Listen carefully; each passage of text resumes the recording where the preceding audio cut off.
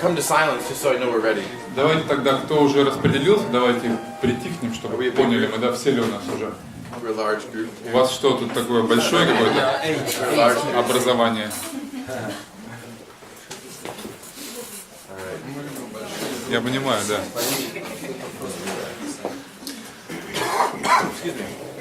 So this is how this exercise works. Вот так примерно это упражнение у нас будет работать. I'm going to give you a sentence stem. Я буду вам давать какое-то такое стержневое предложение. And I'll ask you to fill in the blank. И попрошу вас заполнить, дополнить его, завершить. And you'll start with one person and go around the circle. Вы начнете с одного человека и пойдете по кругу по вашей группе. Each person repeats the stem and then fills in the blank. Каждый человек будет делать то же самое, говорить вот это ядро предложения и завершать его как-то от себя, эту сентенцию. And just keep going around the circle with the same sentence stem. Продолжайте кружить вот так вот по группе, повторяя то, что каждый из вас хочет. Ядро предложения и его завершение индивидуальное. And I'll keep time and then tell you when to Я stop. же включу тайминг и вам дам отмашку, когда мы завершим. So everybody point to the ceiling. Итак, все показали в потолок. And then on 3, point to the person who's going to И start. на счет 3 спонтанно укажите перстом на того, кто начинает. Раз, 2, 3.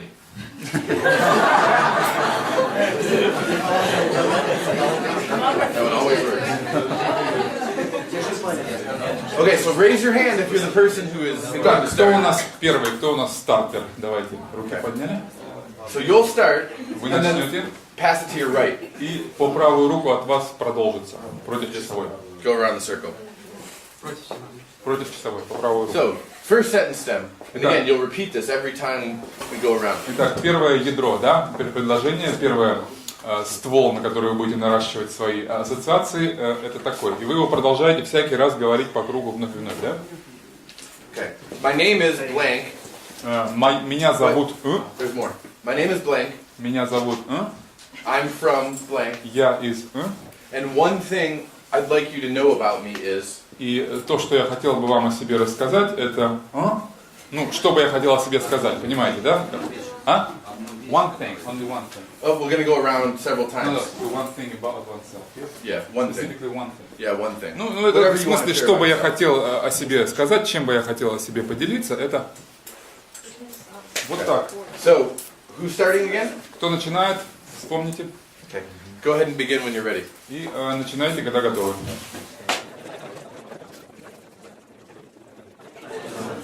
По кругу, да, мы делаем это вновь и вновь. Проходим круг вновь и вновь. Да.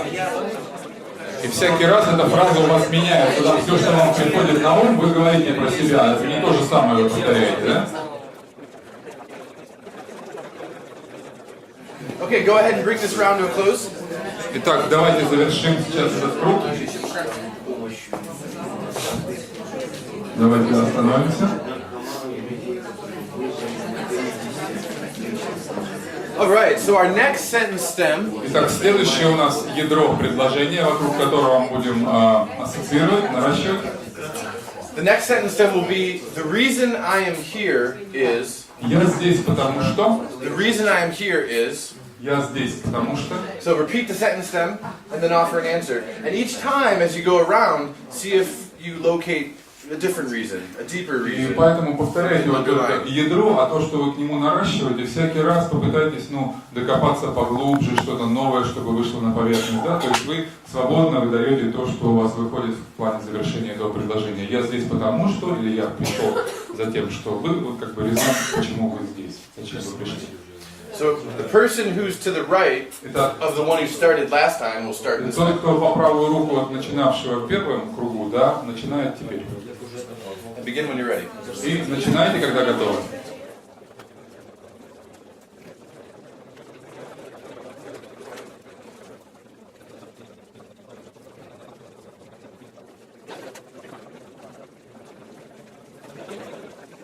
Okay, go ahead and bring this round to a close. Давайте завершим теперь это упражнение. Okay, next sentence then. И следующее у нас будет предложение такое. What I hope to experience over this weekend is. что я ожидаю от этого уикенда, ну или как бы что я ожидал бы пережить в ходе этого семинара. Вот так. So the next person to the right По-своему will start. фразируйте, понимаете, как вам удобнее, но смысл примерно такой, чего я ожидал бы пережить, какой опыт я хотел бы получить, или что я ожидал бы от этого уикенда. И опять теперь тот, кто справа начинает, и начинайте, когда готовы.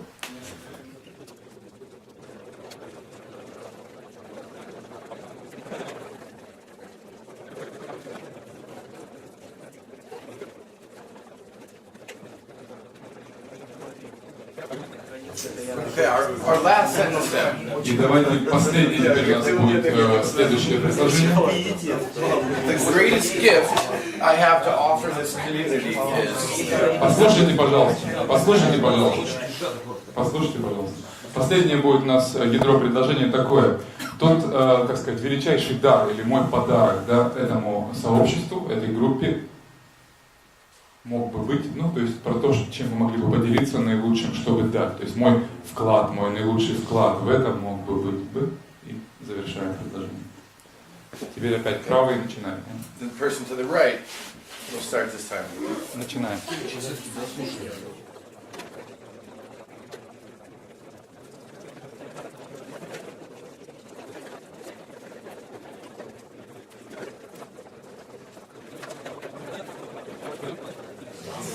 Okay, in the last 2 minutes, Так, последние пару минут I'd like to hear just some of the stuff that came up. я хотел бы услышать что-то из того, что у вас родилось. What was the most unexpected thing that you found out about somebody in the first Кто round? обнаружил что-то самое неожиданное в заявлении кого-то из группы в первом раунде?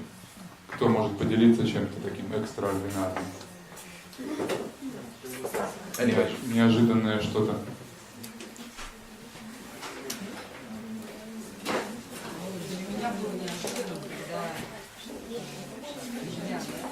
А вы, может быть, встаньте как-то, чтобы все были слышали, да? Ну, так. А?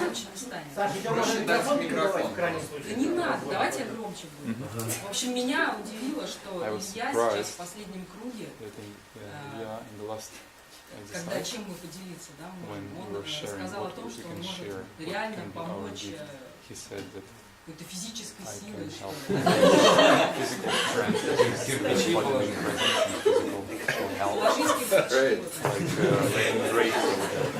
Laying bricks, good. In case we need some bricks. Если надо какую-то кладку здесь или снег расчистить, да? Снег раскидать, да. My first job at Integral Institute was carrying the chairs at seminars. My first job at Integral Institute was carrying all the chairs at seminars and setting them up. И у меня первая работа была это носить охапки этих стульев и расставлять их на всех семинарах. Вот этим я занимался. Именно вот таким физическим присутствием, физическим участием. What else? What else unexpected did we hear? Or touching or Что-то beautiful? такое действительно, что тронуло, что-то неожиданное, что-то очень смешное, экстраординарное. Что еще? Кто может поделиться? Очень вспомнился вопрос, который давным-давно уже просто беспокоит. Я не слышал в работах Кугубера ссылку на Коржибского. Ну, это не этот процесс. Какую фамилию? Альфред Коржибский. Альфред Коржибский. Карта не территория. This is not map. А это кто что сказал-то все-таки? Ну, мы спрашиваем про то, что вот... Ну, я сказал. А по какому поводу? Меня это беспокоит 2 месяца уже, и мне интересно, почему так просто помнилось. То есть это не относится к тому, что спрашивали сейчас, да? Ну, Ребята, пожалуйста, по поводу того, что у вас что-то родилось в ответ на какой-то вопрос, как бы, ну... It was worrying him for, like, bugging him for a couple of months now, and it came up in this session. Okay. Did it get resolved? Ну, разрешился этот вопрос для вас сейчас? я его вспомнил. It just came up to my mind. Okay. Good. Здорово, круто. What else? One or two more things. Еще пару вещей. Не конкретно про кого-то. Вообще меня поразило, что в нашей группе все, кроме В одном доме 2 человек занимается музыкой. In our group, like suddenly everyone is doing something with music except for one of the musicians. Really? Wow. And y'all ended up together. Cosmic grooves. И вы так космически вас притянуло вместе, да, в одну группу. He mentioned the music, so hopefully we can do some music later, some rapping or something. Да, поэтому раз уж будут музыканты, значит, вам, наверное, какой-то рэп нам придется исполнить в конце. Что-то музыкальный номер. Интегральный, конечно, интегральный. One more. Еще? Кто-то еще? Someone we haven't heard from. Кто-то, кого мы не слышали еще? Меня поразило то, что в группе люди говорили разными словами, но на самом деле про одно и то же для меня.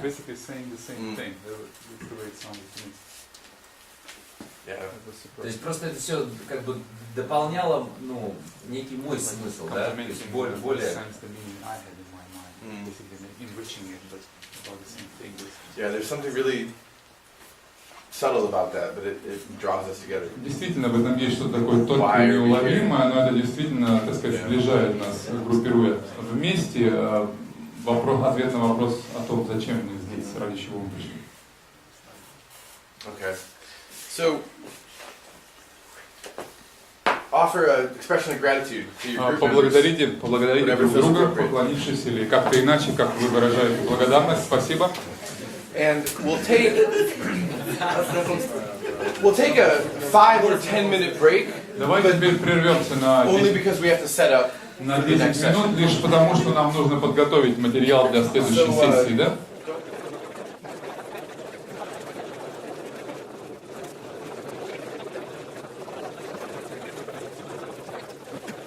Отличный раздел.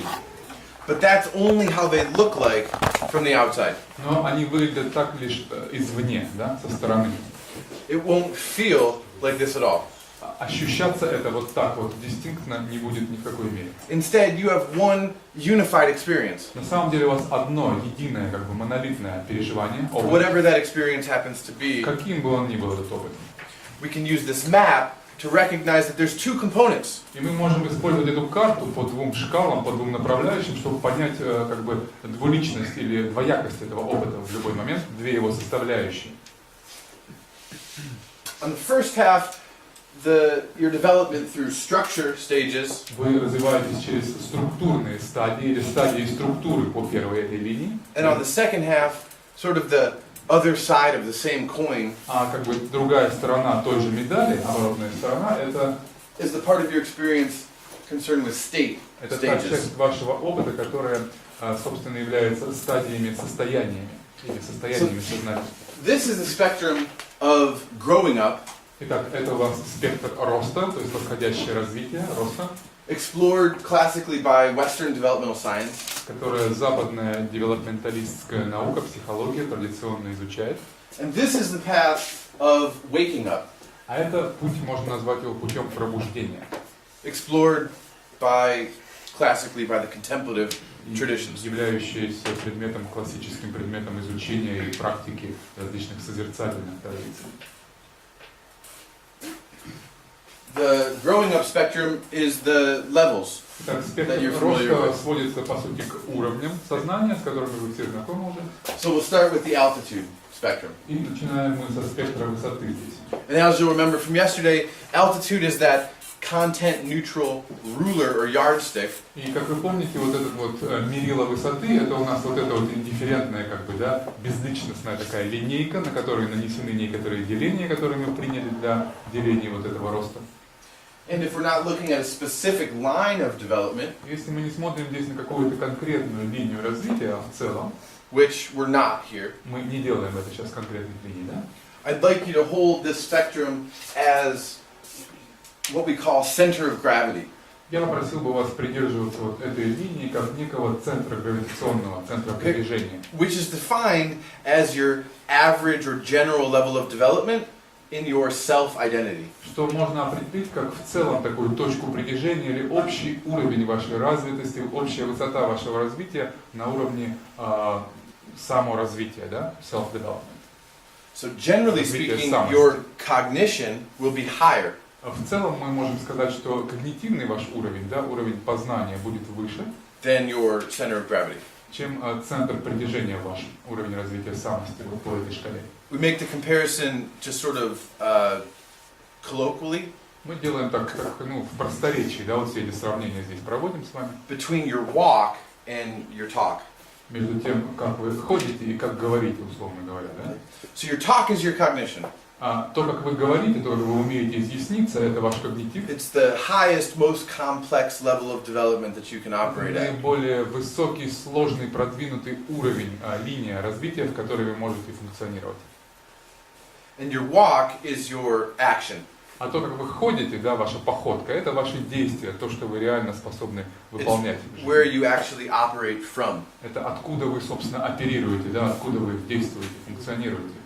So if we gave you a developmental assessment, Если мы будем проводить над вами такой, значит, сказать, анализ вашего уровня развития, оценочный, and we asked, for example, what would you do in this moral dilemma? и поставим перед вами какую-то моральную дилемму и заставим принять решение.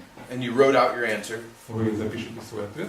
You would come in at, say, turquoise. И проявитесь, скажем, на бирюзовом уровне с этим ответом. But if we watched you in your life, at work, say, or Но with your если family, мы скрытно проследили за вами, скажем, в вашем жизненном функционировании, в семье или на работе, and a moral dilemma arose, и в подобной моральной дилемме, которая встанет перед вами в реальных условиях, you could come in between green and teal. проявитесь вы, скорее всего, где-то в районе зеленого или изумрудного. So we're looking more at that, your walk. Поэтому мы смотрим сейчас вот сюда, на ваш walk, да, на вашу походку, то, как вы реально действуете, а не на когнитив. I don't know why it's going to sleep. That is a general view of structure stages, and we'll look more specifically in a second. Это общий взгляд такой на стадии и структуры, и поэтому вернемся к ним чуть позже.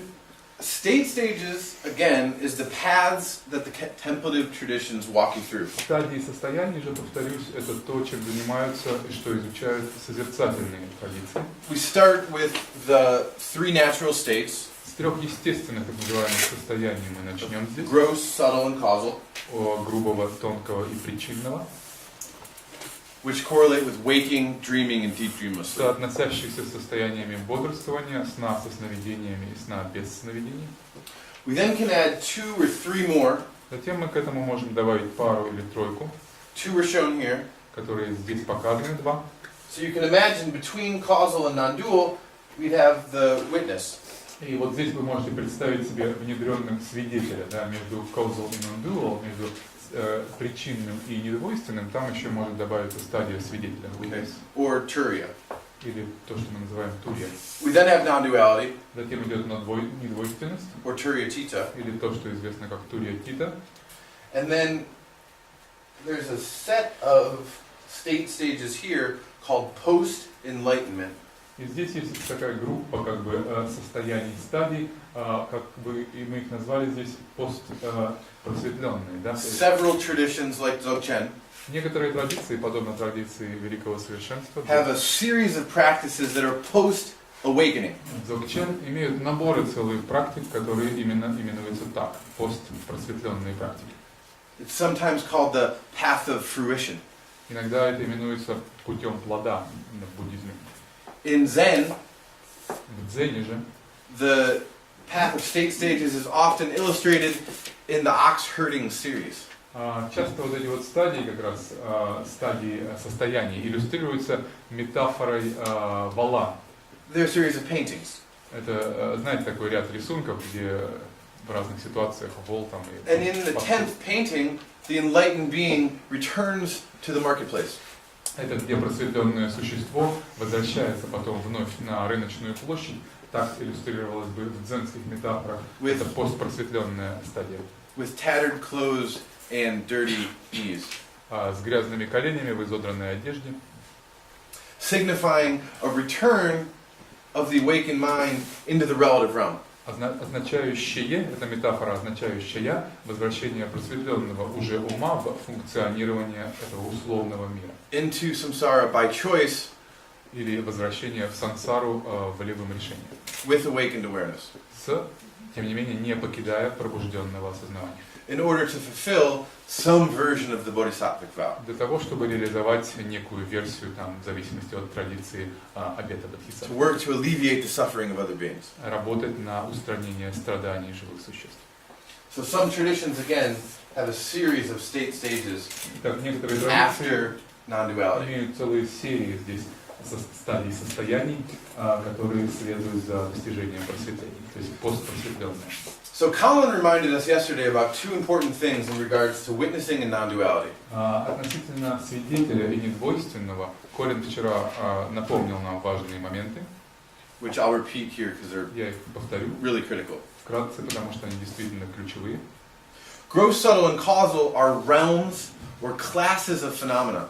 Итак, грубое, тонкое и каузальное или причинное, помните, это классы или разряды феноменов, объектов, с которыми мы имеем дело, которые нас окружают. Witnessing and non-duality instead are ever present. Тогда как свидетель и недвойственное, они вездесущие или всегда присутствующие.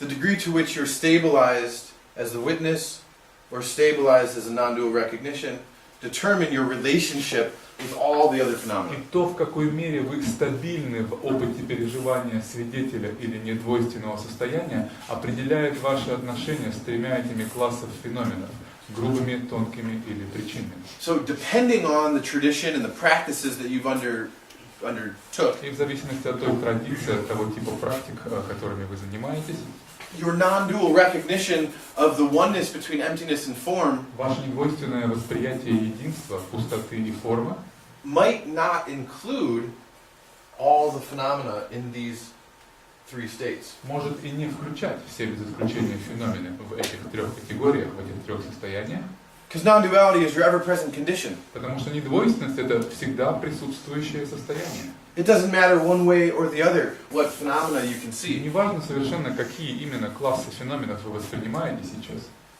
It all arises as a texture of non-duality. Все они проявляются как текстура недвойственности, Ripples on the wave of one ocean. как вот эта рябь на поверхности одного и того же океана.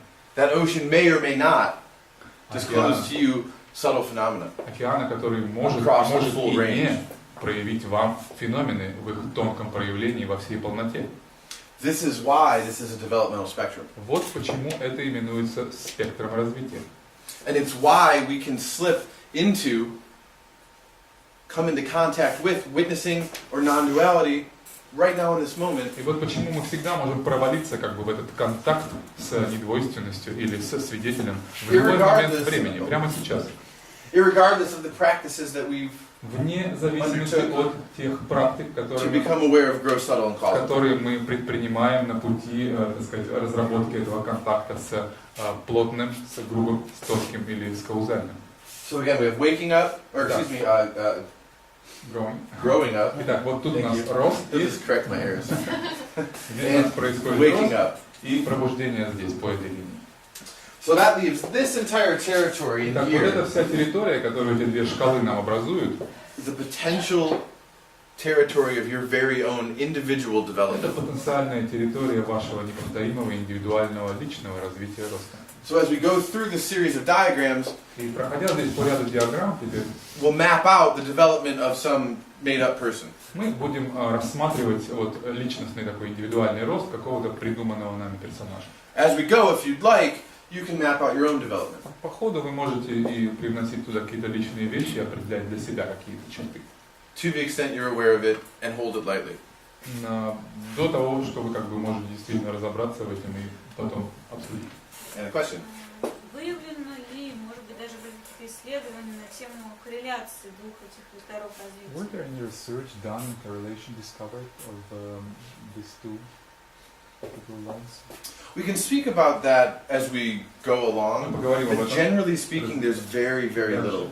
Но на самом деле очень-очень мало чего есть на эту тему. Very little research Очень мало in исследований a traditional or in a strict sense. в таком действительно научном The ключе. reason why is Почему? that this Потому map что эта карта сама with these two separate с spectrums этими двумя отдельными спектрами, is less than 6 years old. ей всего-то лет 6. 6 years? So 6 years. It's very new. 6 лет, и это очень такое нововведение. There's two things there. One Пара вещей здесь. is not enough researchers know about it yet. Sorry, not enough research. Researchers.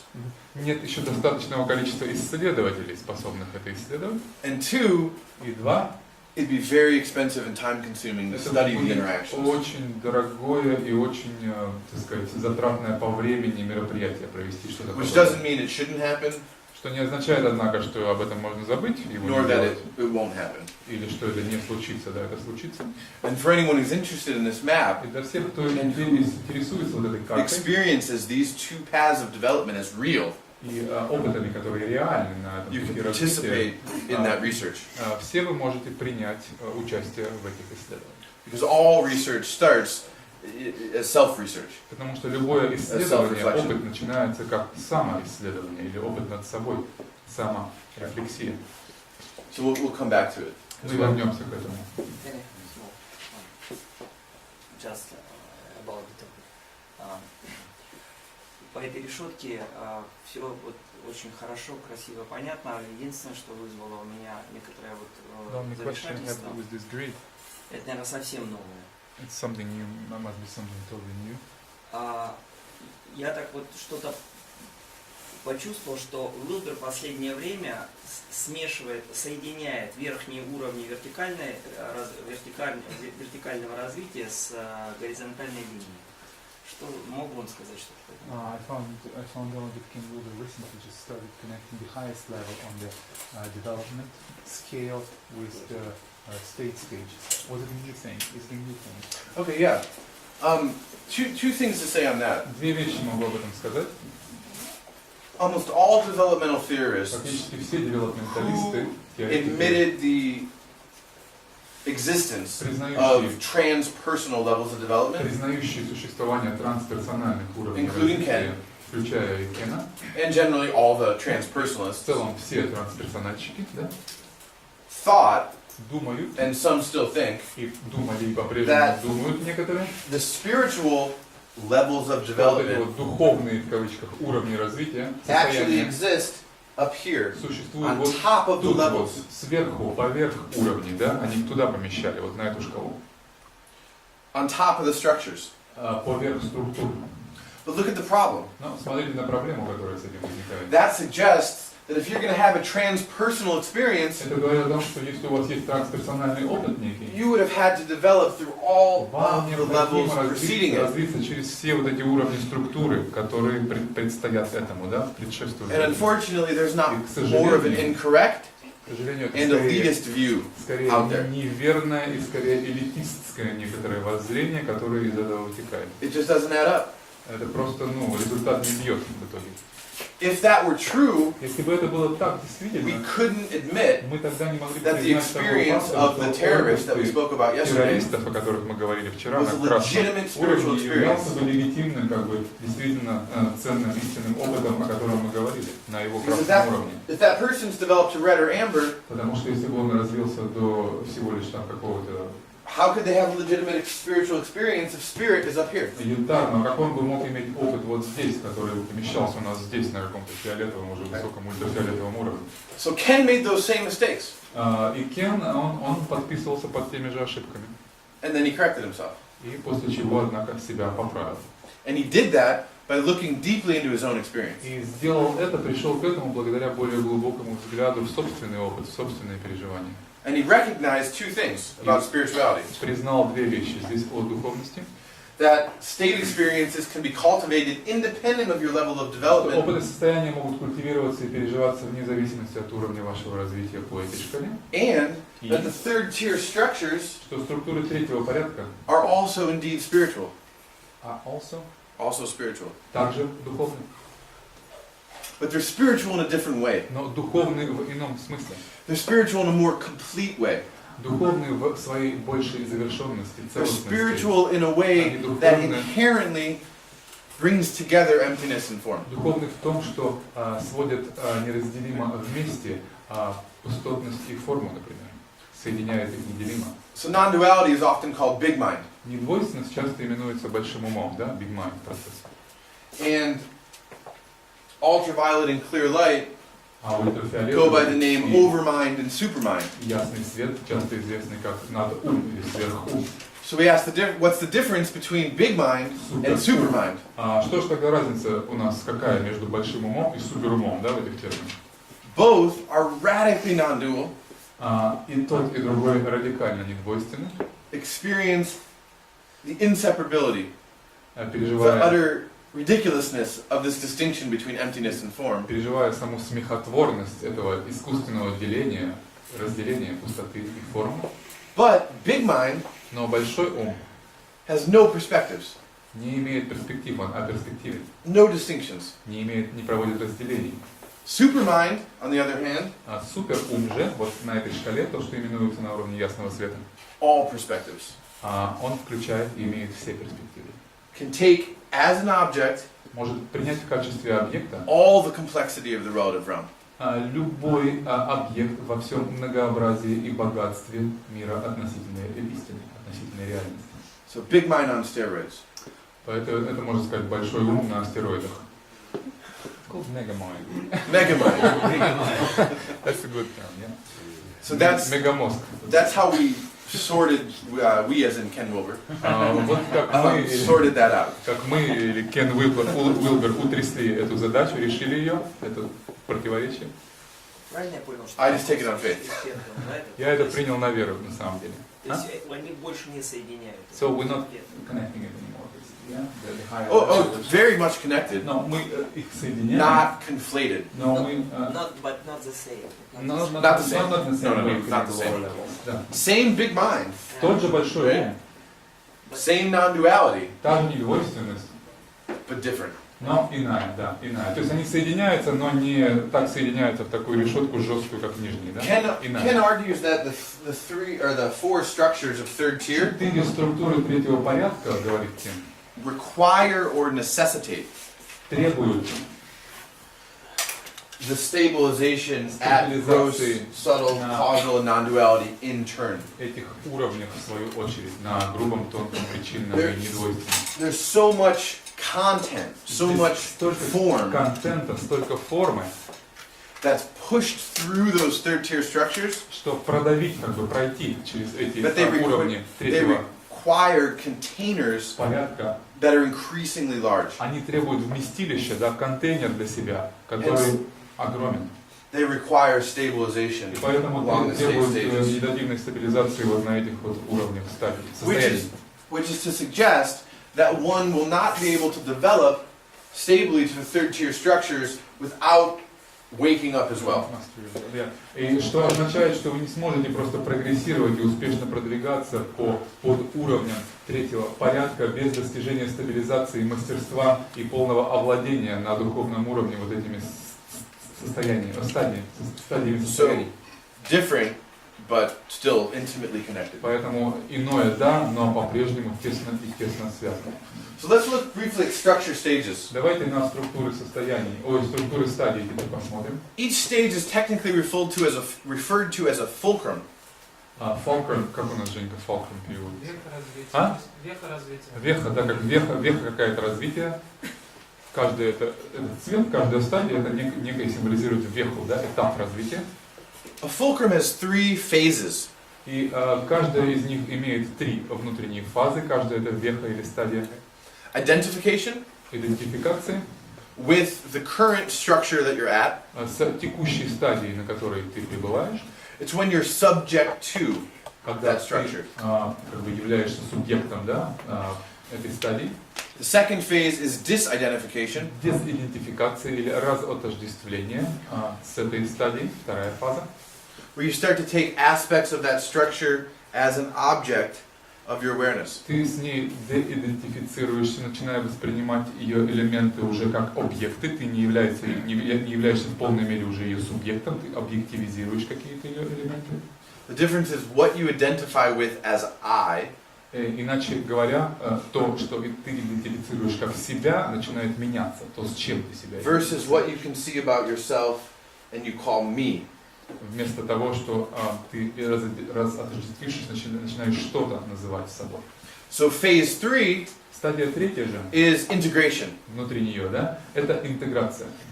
where you take everything that you can see, take as object from the previous structure, Когда ты принимаешь все, что раньше отождествлял как себя из этой прошедшей and you структуры, integrate it at the next structure и интегрируешь следующую структуру with a new subject. с новым уже вновь обретенным субъектом. Опять как бы входишь через субъективную фазу. The process of structural development И процесс вот этого структурного развития, роста, is simply this. просто вот таков. The subject of one level Субъект одного уровня becomes the object of the становится subject at the next higher объектом level. субъекта другого, более высокого уровня. Да? То, что ранее было субъектом, становится объектом для более высокого субъекта, подросшего до следующего уровня. So fundamentally, the fulcrum is a pattern of perspective taking. И вот это вехи эти, по сути, это процессы смены и принятия и перепринятия перспектив. It's also one of transcend and include. И стадии, в общем-то, превосхождения и включения, по сути. The same То же самое, sort of process occurs типа in state того же stages. процесса происходит и с состояниями стадиями. And these are called switch points. Они называются точками перехода, точками переключения, switch point. The difference here is that you don't have to go through them in order, Что не надо вам через них идти в определенном порядке, which is the case with structures. что со структурами неизбежно. You have to navigate red before you can navigate amber, before you can navigate Прежде orange. чем освоиться вам надо пройти красный, прежде чем освоиться на следующем уровне и так далее, и так далее. But with state stages, Но с состояниями, стадиями, you can choose to engage practices from any tradition вы можете с любой позиции, любой традиции выбрать для себя, с какой заниматься. that may very well stabilize causal Например, перейти к стабилизации before subtle. причинного состояния, причинного, миновав, например, тонкое. But if you engage them in order, Но если же вы двигаетесь через них по порядку, transition points called switch points, то будете сталкиваться с такими пунктами, точками перехода, точками переключения, where the same process of identification, где будет disidentification, иметь тот же место and процесса integration идентификации, can occur. дезидентификации, разотождествления и затем смены перспектив. And in a sense, it looks like this. Примерно это выглядит будет так. As you pass through this switch point, Переходя через эту точку Gamma. перехода или Switch гамма-фазу, point. From гамма-переключения, causal into non-duality, say, от, например, причинного к недвойственному, the integration piece of it, интеграционная Works часть like этого this. будет работать вот так у вас.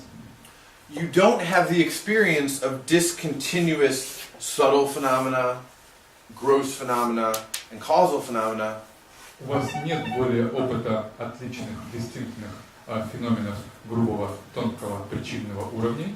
the experience is instead integrated, Опыт вместо этого интегрирован, where the relative realm is just arising. Gross, целостен. subtle, causal, И относительный уровень просто возникает, но в любом грубом, тонком, As его the- причинном the проявлении, texture of one non-dual experience. как текстура одного и того же недвойственного переживания. So there's 4 switch points, Итак, здесь у нас 4 этих And переключателя, again, the key переходных here- момента, и ключ is that you can develop through them out of order. в том, что вы можете развиваться, скакать по ним без определенного порядка. So as you develop, and again, this is a map of a made-up individual. Опять, это у нас карта такого выдуманного персонажа. You'll move through the fulcrums in order, Вот он продвигается по порядку вверх. and this person here has navigated infrared and magenta with an identification with only the gross state. И вот инфракрасный его мадженту, да, он прошел у нас, двигаясь лишь в грубом. That's to say they're primarily aware of gross realm phenomena. Иными словами, осознавал лишь и заботился лишь грубыми, явными, плотными феноменами. But then they took some magic mushrooms Затем ему попались волшебные грибы в руки, in some ritual ceremony, of course, that was really responsible, в какой-то шаманской ритуальной церемонии, конечно, ее надо видеть во and всем. they had an experience of causal. И он вдруг тебе пережил причину. That's called a peak experience. Это пиковое переживание, пиковый опыт так называемый. It's legitimate and real, Совершенно легитимный, реальный, аутентичный. legitimately causal, Совершенно аутентичный причинный опыт, but it's temporary. но временный, приходящий. It doesn't constitute stage development. Не представляющий собой такое стадийное развитие устойчивое. But it very well can influence later stage Но development. потом вполне он может повлиять существенно на развитие сквозь стадии. So peak experiences are really important. Пиковые переживания этим очень важны. They can have powerfully transformative effects on your life. Они могут иметь такой очень мощный трансформирующий эффект на всю вашу жизнь. Those effects can be positive or negative, healthy or А unhealthy. они могут быть как позитивны, так и негативны, как здоровы, так и болезненны. Because as we saw with the Wilbur-Combs lattice, Как мы видели на этой решетке Уилбера-Компса, which looks a lot like this diagram, которая на самом деле довольно похожа на вот эту нашу диаграмму, that causal peak experience is understood through your center of gravity. это каузальное переживание интерпретируется с вашей точки притяжения, то есть в данном случае с мадженты. Of magenta, say. This particular experience can be very dangerous. И это очень на самом деле опасным может быть переживание, и его интерпретация на этом уровне. Because causal leads to the dissolution of self. Потому что причинное ведет к растворению эго, к растворению самости. No self in some traditions. Не я, к анатману, да, в некоторых традициях. Problem is, a self hasn't developed yet. Причина на самом деле в том, что здесь я, самость, еще не развилась-то в полной мере, да, не The self сформировалась. hasn't emerged and doesn't have structure. Я еще не сформировала свои структуры, не развилась в полной мере. These stages here can be pre-egocentric. Это может быть преэгоцентрическая стадия на самом деле маджента. And most spiritual traditions say, let's not deconstruct the self before you have one to Большинство deconstruct. духовных традиций будет призывать нас не деконструировать я до того, как оно было должным образом сконструировано. So it doesn't mean that this person is doomed. Не значит, что чувак этот обречен у нас. It means that they need, hopefully, a really supportive collective. На самом деле ему нужна мощная поддержка коллективного структурированного я. If they don't have that, Если у него это и не будет, this person is often deemed psychotic. зачастую он будет обречен на психотические состояния And they may end up getting locked away. и может закончить в дурдоме. And that's a really serious problem. И на самом деле, ну или где-то в тюрьме, и на самом деле с серьезными довольно проблемами. Because the majority of cultures where these types of experiences occur Потому что большинство культур, где подобные на таком уровне могут происходить переживания, aren't what we call polyphasic. не являются тем, что мы называем polyphasic. Polyphasic means how many states do they accept as legitimate. Многофазными технически мы их именуем, а означает это то, сколько стадий они готовы принять в качестве спектра нормальности. If your culture, like most of our cultures, Если ваша only accept культура- gross and maybe a little bit of subtle, Наши культуры, большинство вообще культур оперируют и приемлют грубое и, может быть, отчасти лишь тонкое, and you start talking about how you're one with everything, и вы начинаете там рассказывать на площадях, как вы одно едины со всем, it sounds a lot like a psychotic break. это будет восприниматься и, так сказать, относиться к этому будут и действовать как к психотическому расстройству. It very well could be a legitimate spiritual Это experience. может быть на самом деле для вас совершенно легитимным, аутентичным And духовным this is where the quadrants come back in. переживанием состоянием. Здесь квадранты опять выходят на авансцену. Your individual quadrant experience, Ваши индивидуальные опыты квадрантов, the state in the upper состояние left, в верхнем левом, the brain waves in the upper right, мозговые волны, да, эти все нейроволны в верхнем правом, arise inseparably from those lower quadrants. возникающие неотрывно от этих нижних квадрантов. So that culture, that society, will in so many ways determine И культура, и сообщество, социум во многом определят, how that individual как этот индивид, can make sense of and work with that spiritual experience. как он будет интерпретирован, понят, и какое отношение будет к нему на уровне общества. And this is not to say that all experiences are peak experiences. Но это не значит, что все переживания пиковые You переживания. very well could have had a psychotic break. На самом деле, может быть, это был действительно какой-то психотический срыв. So we have to also be very mindful Поэтому of. необходимо быть очень внимательным. It's frozen.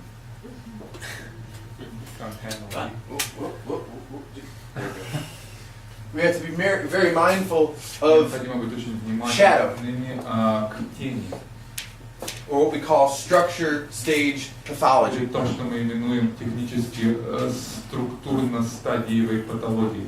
So as you're navigating that transformation from subject of one level to the object of a new subject, И прогрессируя по этой шкале, переходя от субъективности одного уровня к взгляду на нее как на объект уже следующего, более высокого уровня, parts of your subject части вашего субъекта might get split off and left behind, могут отщепляться, как-то откалываться и застревать где-то в пройденном материале. which is what this is showing here. Это примерно показывает, вот что происходит у нас, такие сбросы и застревания на более низких уровнях. So this person, still identified with the gross state, И по-прежнему идентифицирует себя с грубым состоянием, с очевидными has developed through 5 additional structures. феноменами этот человек, но он развился через 5 уже структур стадий. They could be 30, 40, 50 years old И at this может быть point. ему уже 30, 40, 50 лет к этому моменту.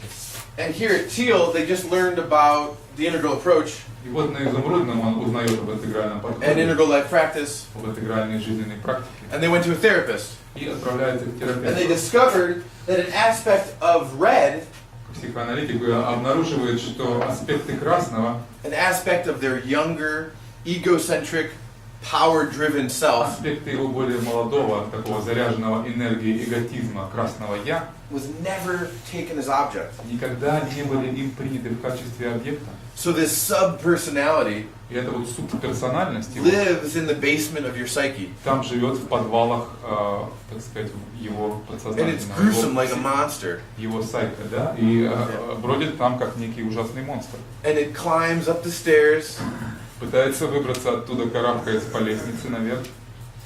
every time you spend a holiday with your family. Всякий раз, когда он приезжает в отчий дом провести выходные с семьей. True story. Подлинная история, да, подлинная True история. story.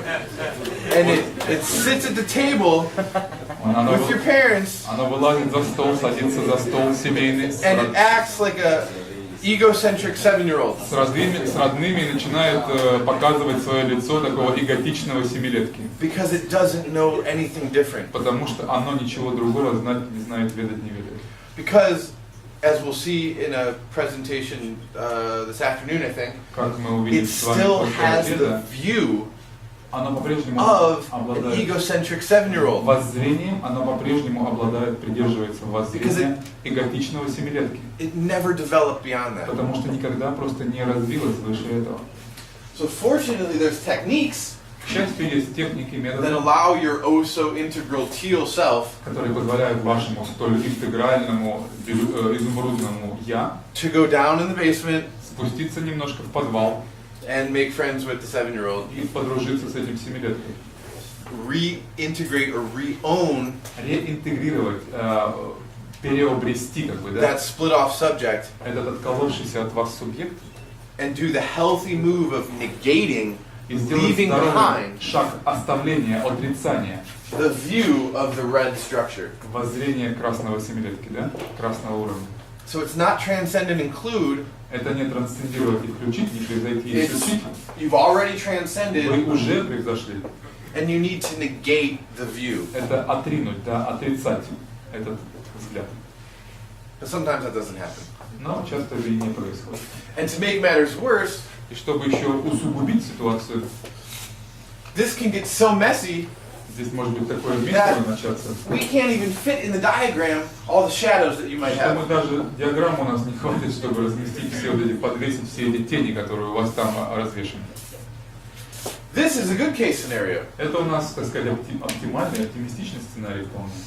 What's actually more true for most of us is that we have split off subjects at every single structure. Идеальный сценарий, оптимистичный сценарий. У каждого из нас, по большей части, вот с каждой такой стадии свисает гроздь теней. So, do you guys know Rudolph the red-nosed reindeer? No, is it Rudolph? Yeah, Rudolph. Все знают этого оленя Рудольфа, который Санту возит, красноносый, да? Там, как он? The Christmas cartoon? Это Do you remember the island of misfit toys? мультик, и там был остров Misfit Toys, остров сломанных игрушек или каких там неуместных игрушек. Remember all the toys that were sent like in exile to an island? Все игрушки, которые дети выкидывали, отправляли на этот остров изгнанных игрушек. That's what your psyche's like. Это вот примерно вот этот остров изгнанных игрушек, это и есть примерно вот это вот подвал подсознательного, подвал нашей психики, It's like an где island of misfit toys тени живут. Это как раз вот этот остров забытых вещей, или как это, ненужных running игрушек. around in the basement. И все они носятся там, бесятся в этом вашем подвале. And to make matters worse, И усугубляя это дальше, you can also acquire pathologies in your stage вы также unfolding. можете обрасти разными патологиями на стадиях состояния. So after our integral practitioner found the integral approach and reowned their split off subject, Итак, обретя интегральное видение на этом изумрудном уровне и поработав с тенью, которая возвращала его на красный, they learned about meditation. наш человек узнает о медитации. And they developed from a gross identification to a subtle, И от грубого развивается к тонкому. and they developed another pathology. И обретает на этом пути еще одну патологию. They either became addicted or Либо становятся allergic. привязанными, либо наоборот аллергичными. Okay? And don't use those terms in their traditional Но meaning. мы не используем их в их традиционном, да, addiction как привязанность, да, одержимость. We don't necessarily mean addicted to a substance or to sex or Или отвращение. what have you. Говоря addiction, здесь мы не говорим зависимость или привязанность там, к алкоголю, к сексу, к каким-то удовольствиям, к каким-то веществам. Мы не об этом говорим в клиническом смысле. And we don't mean you're allergic to peanuts. И говоря аллергия, мы не говорим аллергию там, на арахис, например. Да? Мы не в таких технических We're talking about an energetic, смыслах. Мы говорим об энергии, об morbid attraction, отношении, о таком нездоровом притяжении, become то obsessed, есть, когда вы становитесь одержимы чем-то, or a morbid навязчивым, aversion. либо You're pushing away. испытываете отвращение, хотите дистанцироваться, отталкиваете что-то. So as you move from gross to И subtle, продвигаясь от грубого к тонкому, you can become allergic вы можете to стать the realm you just came from. аллергичны, испытывать аллергию к уровню, из которого только что вышли. So the pathology, for example, Например, патология здесь может проявиться instead так, of gross and subtle phenomena arising as just one что experience, вместо просто восприятия проявления, функционирования плотных You и start тонких to- объектов в одной игре, you deny, you push вы away начинаете отрицать, отталкивать от себя all aspects of the physical world. все аспекты плотного физического мира. You become an ascetic. И становитесь таким болезненным аскетом. You stop worrying about your body. Перестаете заботиться о теле. You just exist in the mental and emotional realms and higher. И предпочитаете жить только в ментальном, эмоциональном, высшем для вас мире. One could argue that someone like Ramana Maharshi, Кто-то может говорить, что такой святой, например, как Рамана Махарши, one of the most realized beings, один из наиболее реализованных существ, suffered from some form of gross allergy. страдал от такого рода аллергии к плотному, к грубому материальному миру. So allergies and addictions can form at any one of these switch points. И вот эта аллергия или наоборот привязанность, такая подсадка, да, они могут сформироваться на любом из этих переходных пунктов, точек перехода. So Colin was describing his path of development over the past 6-7 years, Колин описывал свой путь духовного развития за последние 6-7 лет and he spoke about physical pain, и говорил о физической боли, которую испытывал. pain in his body, Вот это вот Constant. зуд, боль его на кожных покровах в теле, постоянная боль.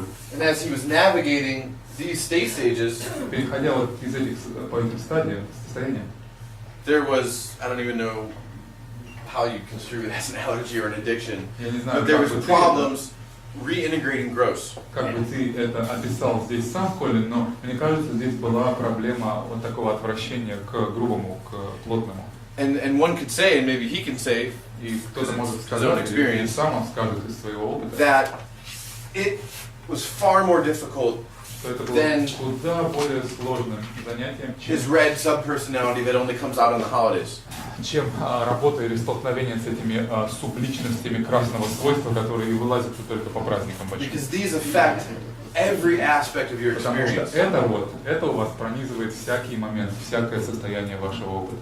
They affect your relationship with everything that Ваши arises. взаимоотношения со всем, что бы ни возникало в каждое мгновение.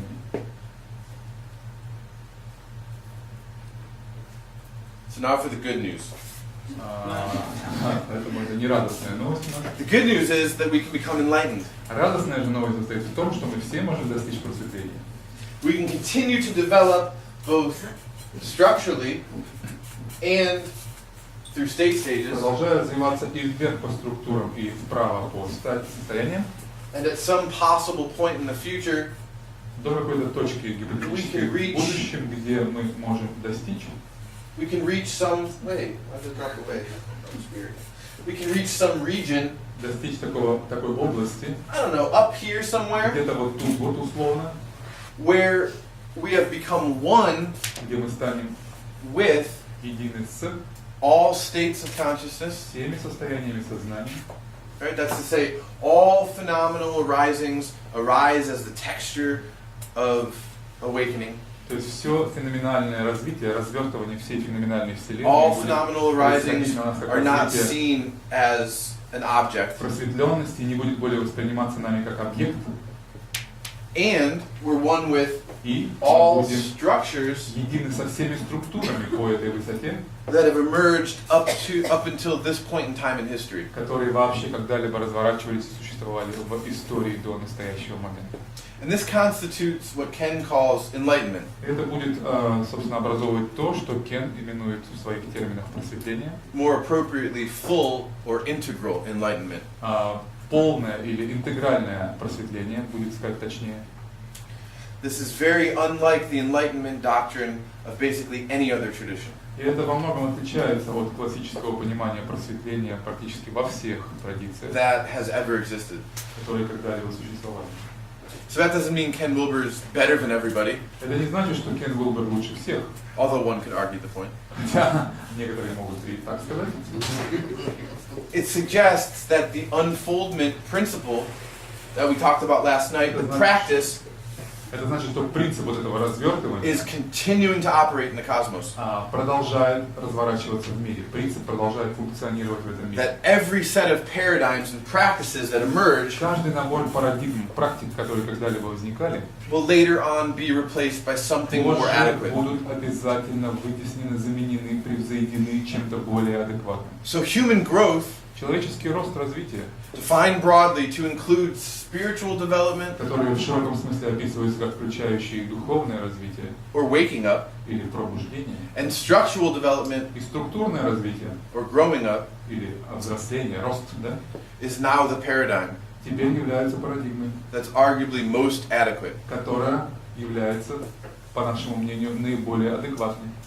And it guides you through this territory который ведет нас по этой территории development. Развития. And as you go, продолжая продвигаться, an interesting thing happens. Происходит интересная We can вещь. start to understand your center of gravity Вы начинаете понимать центр своего притяжения, где он, as twofold. как двоякий, It has a state self component, имеющий самость, состояние self-state component, состояние самости, and it has a structure self component. и структуру самости компонент. То есть два компонента: состояние самости и структура самости по двум этим шкалам. So this afternoon we'll look at the self. После обеда мы взглянем на эту самость, это self, наше я, эго, да? And we have to find a Russian word for it. Мы найдем до этого наиболее подходящий русский эквивалент с вами совместными усилиями. But this is one of the things we'll have to operate on. Но это вот с чем нам придется работать. The self has a structure component that drives interpretation. У самости есть структурный компонент, который движет ее интерпретациями. It drives and determines the perspectives that you can take. Движет теми перспективами, управляет теми перспективами, которые вы принимаете, способны принимать. And it has a state component, И имеет компонент состояний, which determines what those perspectives are of. определяющий то, перспективы это чего, не какие они, а перспективы на что. And it determines from where, И определяет то, откуда, in an absolute sense, в абсолютном смысле you этого take those слова, perspectives. вы принимаете эти перспективы, откуда вы их принимаете. Is it the ego Это что? taking the perspectives? Эго принимает перспективы, Is it the soul? душа ли это, Is it the true self? самость ли это, истинное я, Or is it suchness? или это таковость. So yourself, at any point in this development, И вы сами в любой can be точке этого understood развития можете быть поняты to have an indigo как, например, structure индиго-структурное and a causal state, и причинно по состоянию. or a teal structure Или, например, изумрудно-структурное and a subtle state. и тонко по состоянию. So you know how parents like to mark on the wall Знаете, как родители tall their любят children отмечать на стене have grown? рост на косяке двери, да, зарубки делать роста своих детей. This is our version of И вот that. это примерно наша версия вот такого измерения роста.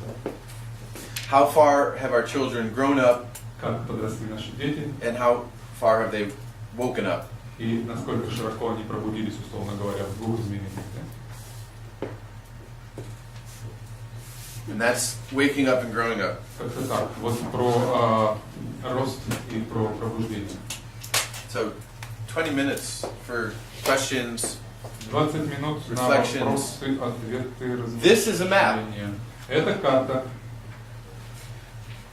We'll experience waking up Мы practices. будем переживать, практиковать And эти as we engage the map, as we take perspectives, моменты пробуждения и принимая вот эти элементы we're engaging this relative realm process будем of growing вовлекаться up. в вот этот вот относительный процесс We're working роста, out those развития. muscles. По сути, будем качать вот эти мышцы, о которых мы сейчас This is говорили. just a map. Но это просто карта, помните, Helps us navigate которая the помогает complexities нам двигаться, of перемещаться development. искусно по вот этой территории развития и роста, состояний и стадий. So, questions? Правильно ли я понимаю, что вот эта цепленность и неприятие, адаптивность, понятно, о чем я говорю, да, является вообще универсальным механизмом формирования тени на любом.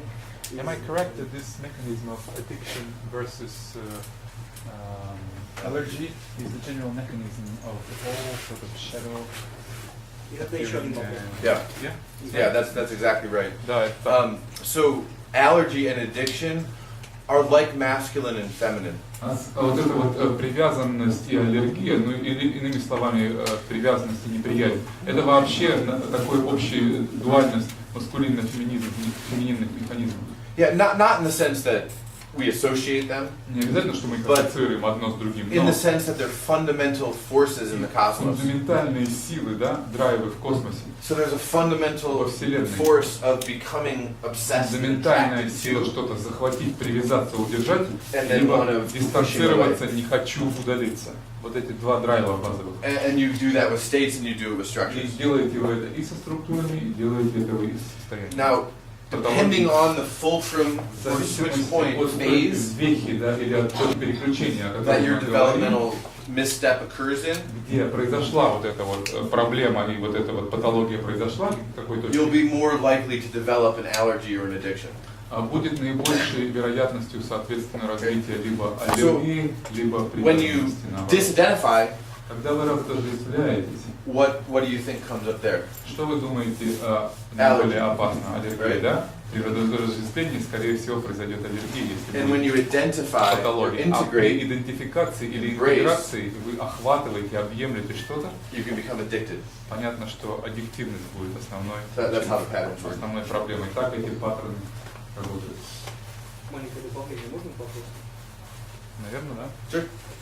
А скажите, верно ли, Is it correct then? вот это вектор такой слева направо, сверху, вниз, то есть больше охват сознания предполагает ли вшитый какой-то механизм внутри прорабатывания тени? Ну то есть больше охват сознания растворяет ли тень сам по себе, или обращение к тени обязательно по мере развития?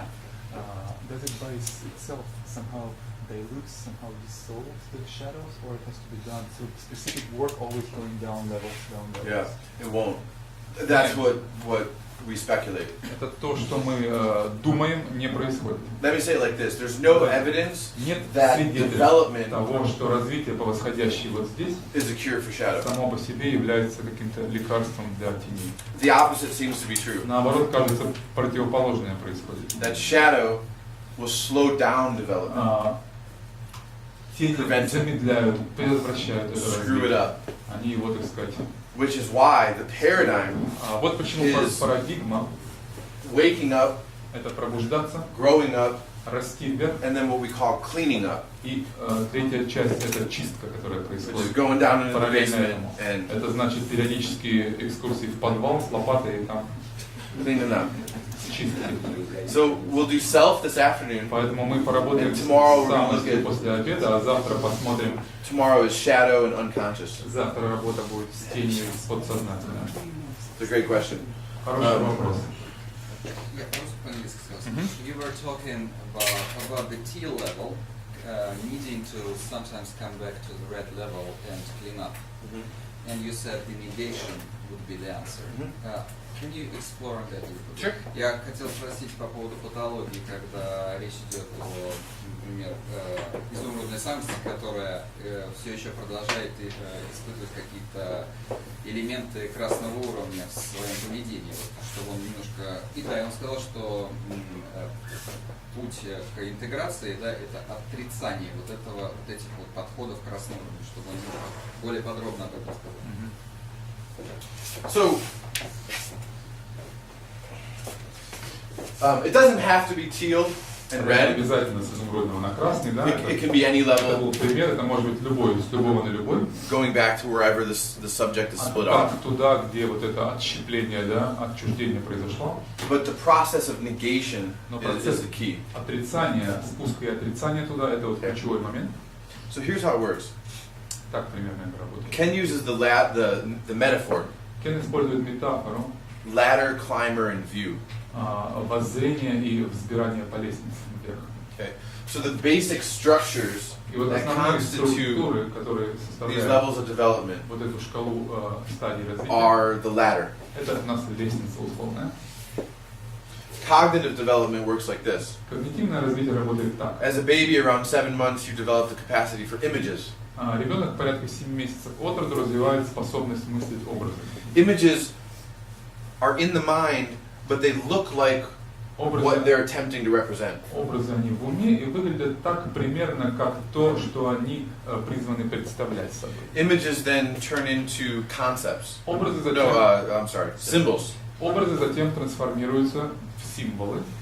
Symbols are like really flexible images. Символы — это очень такие гибкие образы. They don't look like what they're trying to represent. Они не выглядят в точности как то, что представляют, что за ними стоит. They can look like some of the writing on the wall there. Может выглядеть как что-то вот из написанного на стене. One of those characters might mean tree. И один из этих иероглифов может Or означать world peace. дерево или там, But it doesn't look like или a там tree. мир на планете, но он сам не выглядит как Or like world peace. дерево или как мир на планете, да? Symbols come together into concepts. Символы формируются, усложняясь, становясь концепцией. And what we say is that symbols denote И мы говорим, что символы обозначают, and concepts connote. а концепции коннотируют. So they suggest. То есть они намекают на, указывают на. The symbol Isis Символ он символизирует. is the name of my dog. Это And that symbol refers to my dog, Isis. Isis. That's her name. Isis. She's the queen of the world. Isis, да? Так зовут мою собаку. Это символизирует ее. But the symbol dog Но символ собака is a concept. это концепция. And it refers to all canines. Это относится ко всем волкам, как там, Where Isis refers to one. Волкообразным. And dog as a concept connotes all different dogs. Собака живой у нас класс. Волчий, короче, да? Волчий. So concepts can turn into. The reason I'm going through this, Почему я иду по we'll этому need this всему? tomorrow when we look at Нам defense завтра mechanisms. это понадобится, когда мы будем смотреть на защитные механизмы различные. So concepts Концепции get folded into what's called rules and roles. развиваются до того, что мы именуем правилами и ролями. And then rules and roles turn into meta rules. А правила и роли восходят к And then higher forms of system thinking. мета-ролям и к более высоким уровням мышления. Those are the ladder. Вот эта лесенка у нас. Okay. They're transcended and included. Они превосходятся всякий раз и включаются. Simply эти because, ступеньки, посредством лишь того, simply because you can't make a rule Потому что вы не можете сделать правилом, without concepts and symbols and images. вы не можете сделать rule, правила, да, без образов, знаков, концепций, без всех предшествующих ему ступеней. When you're developed to magenta, Когда вы развиваетесь до уровня мадженты, and all you can do is symbols, и все, что вы можете делать, это символы, все, чем вы you also have a владеете, view и у вас есть воззрение, that's egocentric. которое эгоцентрично.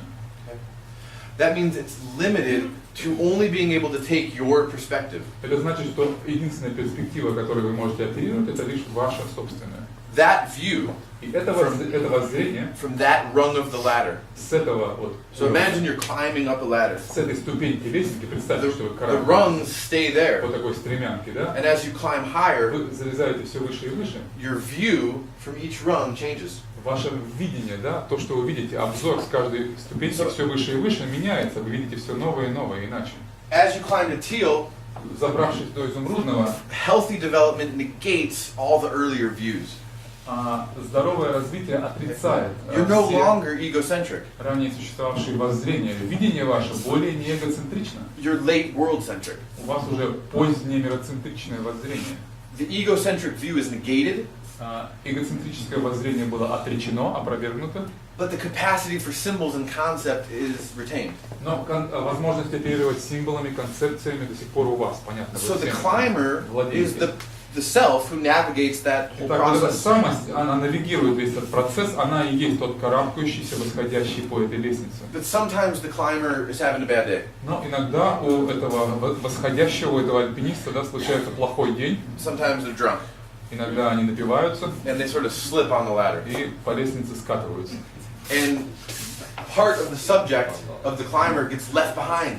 И часть вот этого свалившегося там восходящего остается, отколовшись внизу, So that gruesome subpersonality in the basement, и становится тем жутковатым персонажем из подвала. the reason it's so problematic И проблема в этом в том, что is because it's still subject to that view.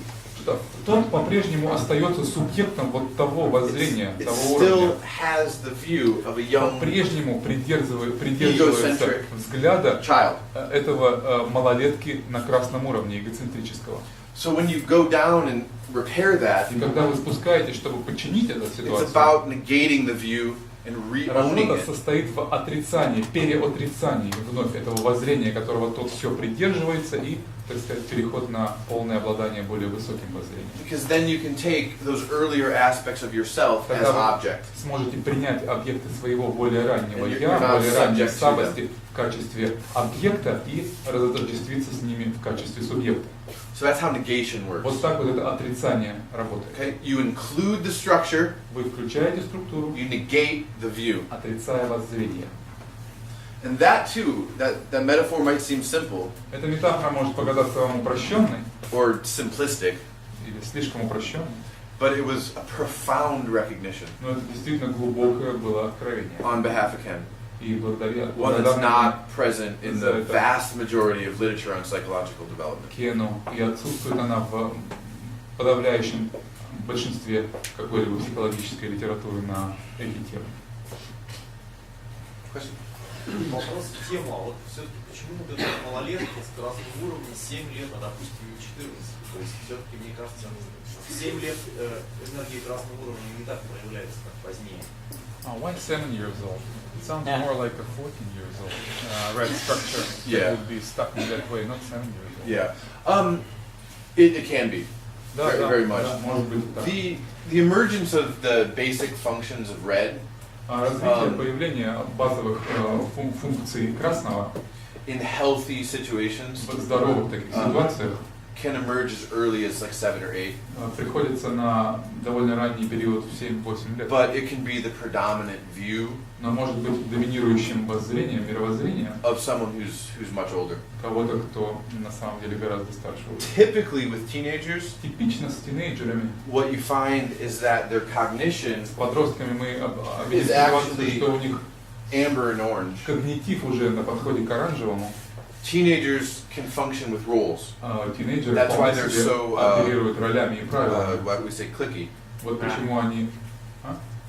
What would you call it? Like subcultures, cliques. Почему они очень, так сказать, you all gotta dress the да, same. они с легкостью сбиваются в It's какие-то like breakfast club. стада всяких субкультур, делят одежды, поведение, там все это. У них очень сильный этот стадный инстинкт, они образуют группировки сразу же, да? That motivation подростковая is based on the rule тенденция, это базируется на вот этом вот роли правовом вот этом менталитете. But remember, there's a whole psychograph here. Но вы помните, здесь полная у нас психограмма. So the self-sense of a teenager и самоощущение вот этого тинейджера, ощущение not necessarily amber or orange at all. совершенно не факт, что оно на подходе к оранжевому, у нас янтарное, да? И вот тут у нас красное это как раз и выходит на передний план.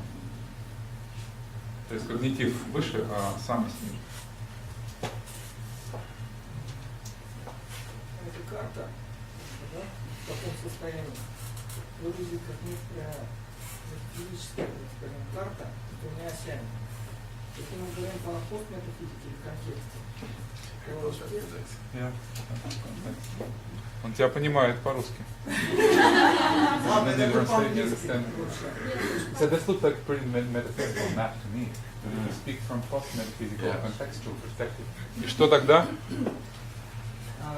When we look at this like metaphysical, it's not related to access like this. When we talk about post-metaphysical, every up to one change all this map. Not only the same, each level, each stage, and so on. It's the first one. And the second one, why? We're only moving and direct moving from left down and up right. Let me speak from my heart. Because if we have one stage, for example, in non-dual, for example, field, it doesn't for non-dual, but in maybe in the first stage of at field first stage, we put not undergrade, but we still want non-dual. That is why we should return back on field first stage and do something with it. Not only to upright, left, maybe down, maybe then upright again, and so on. Our movement of direction would be different. Not only Yeah. So, а скажи, Леш, на русском, чтобы вопрос у тебя сложный.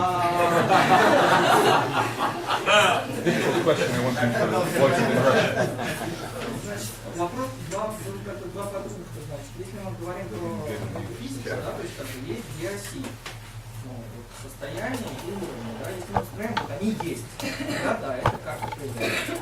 Но если мы говорим, что при каждом изменении нашего состояния или уровня мы меняем полностью вид, взгляд, восприятие мира, вообще карта при каждом таком движении должна вообще изменяться, а это просто как бы фиксированная карта, но на все времена.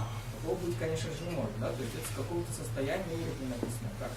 И второй момент, что движение с нижнего левого вверх направо это не единственное движение. Ну, представьте, вы в каком-то там недуальном состоянии бирюзовом достигли, да, вот, а что вы сразу становитесь адекватным в грубом состоянии бирюзовым? Нет, конечно, вышли на улицу, вам кирпичом по голове дали, да?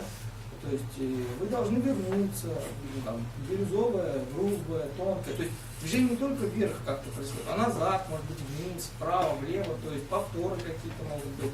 Оно не такое уж прям красивое снизу вверх, да, там вправо. Вот в этом вопрос. Будьте осторожнее. На улице, да. So, okay, post-metaphysics. Итак, постметафизика. All right, and let me bracket this. Давайте Okay? немножко все это обобщу. This is a difficult set of concepts. Это у нас сложный So довольно набор концепций. if you don't want to go here, Поэтому если вы не you хотите do not need to go here. туда опускаться, не надо туда опускаться. He can't help himself. Но он может помочь себе сам. This map. Эта карта. This map is a map of evolutionary givens. Это карта эволюционной заданности. These structures Эти структуры have been laid down already были изложены in this уже course of evolution. в ходе эволюции человека. They've been laid down by past developmental pioneers, пионерами девелопменталистской just like науки a river прошлого, flows through a canyon. словно реки, проточившие creates каньоны в земле, and deeper углубляясь и углубляясь в своем русле, да? So that's why red and amber and orange Почему эти красные, высшие, оранжевые и прочие уровни can actually be called structures. могут называться структурами? Because anywhere in the world, Потому что где угодно в мире, holding open for the surface feature variabilities, открытость для вот этих поверхностных вариаций, the differences in quadrant factors. Разницы в квадрантных факторах, Amber, for example, например, янтарный, affords a human in South America позволяет людям в Южной the same Америке developmental capacity as a person in Japan. обладать теми же Cognitive. обладать теми же когнитивными способностями дорастать, что и в Японии. Amber is a very laid down pattern. Янтарный это очень такая laid down, Like a groove. Это очень такая прописанная, глубоко проработанная, подобно руслу проточенному глубокой реки структура янтарная. So it's called an evolutionary given. Она называется эволюционной заданностью, данностью. Which makes it not metaphysical. Что делает ее не метафизической. Because metaphysics is about assertions without proof. Метафизикой, в общем и целом, по-простому говоря, называется некое утверждение, не имеющее материальных обозримых подтверждений ему. So when we get to this part of the map, приходим вот в эту часть карты, we have to be really careful. Здесь надо быть действительно осторожными. Because these high structures потому что эти высокие have not been laid down as grooves. структуры, они в качестве таких еще русел, рек не у нас So не if we были make this map, we say прописаны this is real. и проложены. Если мы будем тыкать сюда ручкой и говорить, вот это This реально, is это реально, true. это истинно так, and we have no proof, тогда у нас не будет материальных подтверждений тому, it's mere metaphysics. И это будет для нас метафизикой. Or if we say, или если мы скажем, that we know some people who've developed to these higher мы levels, знаем людей, которые развились вот до этих вот высоких уровней здесь, and their experience is going to be exactly the same as everyone else's experience in the future. И их опыт это в точности то же, что станет опытом неизбежно всех людей в будущем. That's metaphysics as well. Это будет метафизическое утверждение также. So instead, what Ken says, вместо этого Кен говорит, is that this is pure speculation, что это чисто все спекуляция вот это, and the emergence of these structures и развитие, появление этих is структур really frothy and undetermined. Пока что довольно неопределенно и туманно. Это все из уровня, так сказать, домыслов, догадок. These structures are not pre-given. Эти структуры не презаданы. They're not waiting out there in the future. Они не проложены вот там в будущем и ждут нас, как эти русла, да, чтобы мы их заполнили их собою, каждый из нас. We're actually creating them Мы as we их go. сейчас создаем, развиваясь и растя, Laying them down behind us as мы grooves. прокладываем, протачиваем их за собой, как вот эти русла в каньонах. So coming together in integral salons, И интеграл salons like practice groups, собираясь вот в такие вот интегральные группы, and we общины, those new paradigms, и создавая эти новые парадигмы, новые практики. and we come up with a theory to understand it. И мы дальше дополняем это теорией, которая бы это We're описала. participating in the creative Мы участвуем process в креативном процессе of laying down these higher structures. выкладывания, выстраивания этих более высоких на данный момент структур. But we don't know what they'll look like. Но мы не знаем, как они выглядят. So that's the post-metaphysical Вот это transformation. постметафизическая трансформация. And as far as going up, down, and Что left and касается right, восхода and all вверх, that, вниз, право, лево и всего того, о чем ты говорил, very much the case. это действительно так и есть. And it would just make for a really messy diagram. Эта диаграмма будет действительно здесь у нас месивом таким, если все это прорисовать реально. But once you develop freedom and fullness, Но когда вы развиваете свободу и полноту, freedom from waking up, свободу от пробужденности, свободу благодаря пробужденности and fullness from growing up, и наполненность от этого вертикального роста восходящего, you're able to skillfully navigate вы становитесь способны искусно навигировать, да? either spectrum Перемещаться in any direction, в любых направлениях, вверх-вниз, по спектрам, по in any context. в любом контексте. And this is just drawn like that, so it looks clear. И рисуем мы это так лишь для того, чтобы это было яснее и понятнее. So we're just over time. Мы уже немножечко переборщили со временем. So this map will guide us through the rest of the weekend. Эта карта будет вести нас весь семинар, весь уикенд, мы вернемся к ней. We'll have more question and answer sort of as we go. По ходу.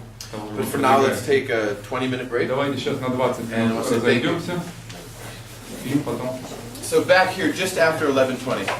После 11:20 мы будем начинать, так что давайте.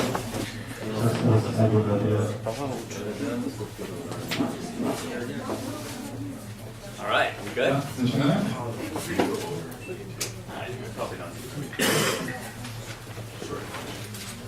So that was a truly excellent presentation. Это была действительно замечательная презентация, изложение. I get the feeling that Clint has spoken in front of groups of people before. Я явно уверен, что Клинт до этого уже говорил перед аудиториями, выступал с людьми. And he has. А он действительно в этом. No? First time? They can't believe it. No, it's the first time. Every time it's the first time. So for me, this is only the second time I've ever spoken in front of Для меня же это лишь второй раз, когда я работаю с группой перед людьми. The first time was 1 week ago in Madrid. Первый раз это было неделю назад в Мадриде на семинаре. And I'm feeling very, very grateful that Clint is here. Очень и очень благодарен Клинту за то, что он здесь. Because part of what an integral approach does Потому что часть того, что делает интегральный подход, это is it frees people он освобождает людей, by limiting them. ограничивая их. So because Clint is here, Итак, коль скоро Клинт здесь у нас, I'm going to allow myself to do only one thing, я позволю себе делать лишь одну вещь, which is do everything I can делать все, что я могу на самом деле. to be an expression of non-dual awareness, Это просто служит выражением этой недвойственной осознанности. which is not something I was doing very well yesterday, Не очень здорово у меня это получалось вчера, because I was trying to be too many things. потому что я пытался быть в одно время многим, So I was very divided. и это меня, так сказать, фрагментировало, очень дробило. In my own experience anyways, В I was моем feeling divided. собственном опыте, по крайней мере, я вот ощущал этот внутренний разрыв, разделенность. I was trying to achieve too many different functions. Пытался достичь слишком многих целей и функционировать слишком многими способами. So now I'm going to do one function. Теперь функция моя сведется лишь к одному. And I'm much happier. И это уже делает меня гораздо более счастливым. So have I even listed the 5 reasons you're not enlightened yet? Итак, я упоминал вообще 5 причин, по Probably которым not. не просветленный. Нет, нет. So, Итак, actually the reason why I want to talk about them причина, по которой я хотел бы о них поговорить, is because I was doing all of them потому что я выполнял их все at various times yesterday and last night. в разное время, вчера и сегодня. Я их практиковал, эти причины непросветленности. And this is how I would like to teach about them. И вот именно так я хотел бы и учить вас о них. Because I can say exactly what it feels like from my own Потому experience. что я точно смогу сказать, как это все ощущается из собственного опыта. And very, very recently. И совершенно совсем недавно буквально.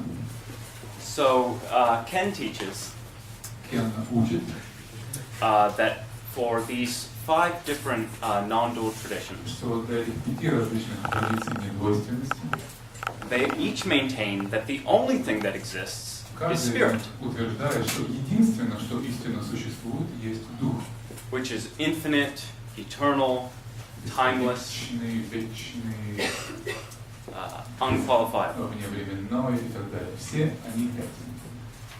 Which, when most people compare those terms to this, Когда люди сравнивали эти термины, this is finite, limited, ограниченное, конечное, предельное, manifest. проявленное, да, то, что мы имеем здесь в мире. So to say that the only thing that exists И сказать, что единственное, что подлинно существует, is completely infinite это and unlimited совершенно безначальное, бесконечное, вневременное, makes absolutely no sense совершенно лишено смысла это утверждение. and can actually feel incredibly insulting. На самом деле может даже звучать очень и очень оскорбительно для слуха. I've certainly felt that way. Я уж точно так это ощутил. Because what these traditions are actually saying, Что говорят нам эти традиции, иными словами? I know something you don't know. Я-то что-то знаю, а ты-то не знаешь. Вот что они говорят. Месседж такой. Which when you're suffering, И когда вы страдаете, слышите это, when I'm suffering, да я страдаю, just makes me incredibly angry. это меня злит, бесит невероятно, подобные заявления. Because I'm very separate Я from that абсолютно understanding. отделен от этого понимания, о котором они здесь намекают. So I just want to express, I understand that feeling. И я хочу вам этим сказать, что мне это чувство знакомо. It is still fresh in my experience. Свежо в моем опыте доселе. So each of these traditions has to have some theory of illusion or maya or delusion. Каждая из этих традиций имеет свое объяснение, свою теорию иллюзорности, майи или нашего заблуждения, нашей заблужденности. Why is it that if only spirit exists, I don't see it? Если лишь дух подлинно существует, как так выходит, что я-то его не вижу? And Ken always likes to start with the Madhyamaka Buddhism of Nagarjuna. И Кен любит начинать с изложения буддизма Великого Срединного Пути, Мадьямаки. And Ken states that Nagarjuna was really the first non-dual teacher historically. И все время утверждает, что по-настоящему первым учителем недвойственности был именно Нагарджуна. So up to this point, the spiritual traditions, И до этого момента духовные традиции, in what Ken calls the axial age, то, что Кен называет таким осевым периодом, were involved with getting in touch with the witness, то, что связано с вхождением в контакт со свидетелем, getting into emptiness, проникновением в пустотность and simply staying there, и просто пребыванием там, getting off the wheel of suffering and samsara. И избежание колеса сансары, колеса страданий. One way that suffering was defined Один из способов определения вообще, что такое страдание, was simply the movement of mind. это просто описание его как движение ума. So part of spiritual practice was to get your mind to stop moving И completely. частью духовной практики, соответственно, была остановка ментальной деятельности, остановка мыслетворчества. And you were also trying to get all form to drop away from your own experience. И вы также пытались сделать так, достичь того на этом пути, чтобы все формы исчезли из вашего опыта, исчезли из вашего переживания. So that there were no objects in your awareness. Так, чтобы объектов более не оставалось в вашем сознании. It was just pure awareness without a boundary or an object. Это было просто чистое осознавание, без какого-либо объекта. And Ken says this is very much like spending your life in deep, dreamless sleep.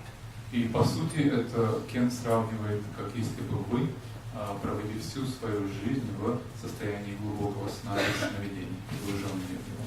And I like to say it's very much like spending your life wishing you were dead. Иными словами, я могу это описать как желание провести всю жизнь так, словно вы уже в ней умерли. Because it's my experience of these traditions that emphasize emptiness only. Именно так я ощущаю те традиции, которые основной упор делают лишь на пустоте. It's my experience that they don't have a very compelling explanation for why there's a manifest universe. И по моему ощущениям, они не обладают каким-то очень уж таким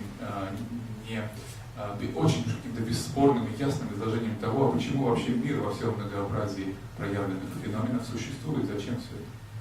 Because what they say is, oh, well, emptiness only is real. Они говорят, ну да, все, единственное реальное, что это пустота, пустотность. I don't know what the hell this is. Что это такое, понятия не имею. But it certainly isn't real. Но уж точно это нереальность. So I've never experienced that as a particularly compelling explanation. Для меня вот это объяснение никогда не выглядело таким уж бесспорным, каким-то, да, вменяемым. So back on track with the story with Nagarjuna.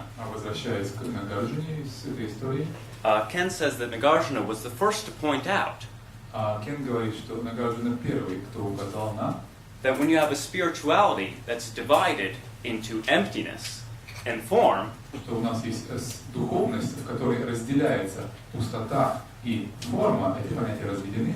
That's actually profound profoundly dualistic. И эта духовность, подобная духовность, она глубинно дуалистична, двойственна. And that which is supposed to be absolute or ultimate И то, что в ней постулируется как абсолютное или пустотное, having a division or a separation right in the middle прямо в середине его пролегает этот раздел. doesn't make for a very good absolute. Не очень-то этот абсолют мне нравится, да?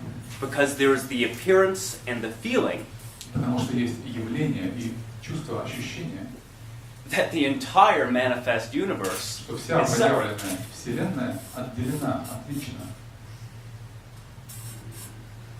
So for Nagarjuna, Для Нагарджуны the reason why we don't experience unqualifiable, boundaryless spirit причина, по которой мы не переживаем напрямую этот безграничный, бесконечный временной дух, including no boundary between form and emptiness, включая отсутствие границ между или разделенности между формой и пустотой, is because we conceptualize, происходит по причине нашей концептуализации, нашего мыслетворчества. or we qualify. И что мы квалифицируем все, да, описываем все. We attempt to give qualities or attributes Мы пытаемся приписывать всему качество, присваивать атрибуты to that which is unqualifiable. тому, что на самом деле неописуемо, And the same неквалифицируемо. for concepts. И то же самое с концепциями. And for Nagarjuna, Для Нагарджуны you're truly not allowed to say anything about what spirit is. вы истинно не имеете права говорить что-либо касательно духа, того, чем он является. And the most famous example of this Наиболее яркий пример этого is actually something I think Sasha has more experience with. это то, про что я знаю больше. Nagarjuna's tetralemma. Это тетралемма, так называемая Нагарджуна. So, you're not allowed to say what spirit is. Где вам не дозволяется говорить о том, что дух есть. You're not allowed to say what it's not. Вы не имеете права говорить, чем он не является, что он не есть. And you're not allowed to say it both is and is not. И там же вам не допускается говорить, что он есть и то, или он есть не то, ни другое. То есть тетралемма такие 4. And neither can you say it neither is this nor is it that. Вот. И четвертое, это он не есть не то и не то. То есть 4 варианта вообще. And within most fields of logic, И в таком поле логического мышления, формальной логики, those are the only 4 kind of это у нас propositions всего 4 опции, с которыми вообще мы можем работать, описывая что-либо. that you can form within language to make a statement. Которые мы можем лингвистически, как-то вербально сформулировать, чтобы что-либо описать, дать чему-либо дефиницию. And Nagarjuna is saying Нагарджуна же говорит, that because all words only have meaning within duality, что поскольку все слова наделены смыслом лишь в контексте двойственности, because words only have meaning in terms of their opposite, и слова имеют смысл лишь применительно к их противоположности, the word good would not really mean anything if there wasn't also the word bad. слово «хорошо» не будет иметь никакого смысла, если не будет второго слова «плохо». So there has to be boundaries around what one word means. Есть границы, очерчивающие тот смысл, который заключает в себе то или иное слово. For it to have any meaning at all. Sorry, for it to have any meaning at all. Для того, чтобы оно вообще хоть какой-то смысл в себе несло. And those boundaries don't actually exist in spirit. Но в духе границы эти никоим образом не существуют.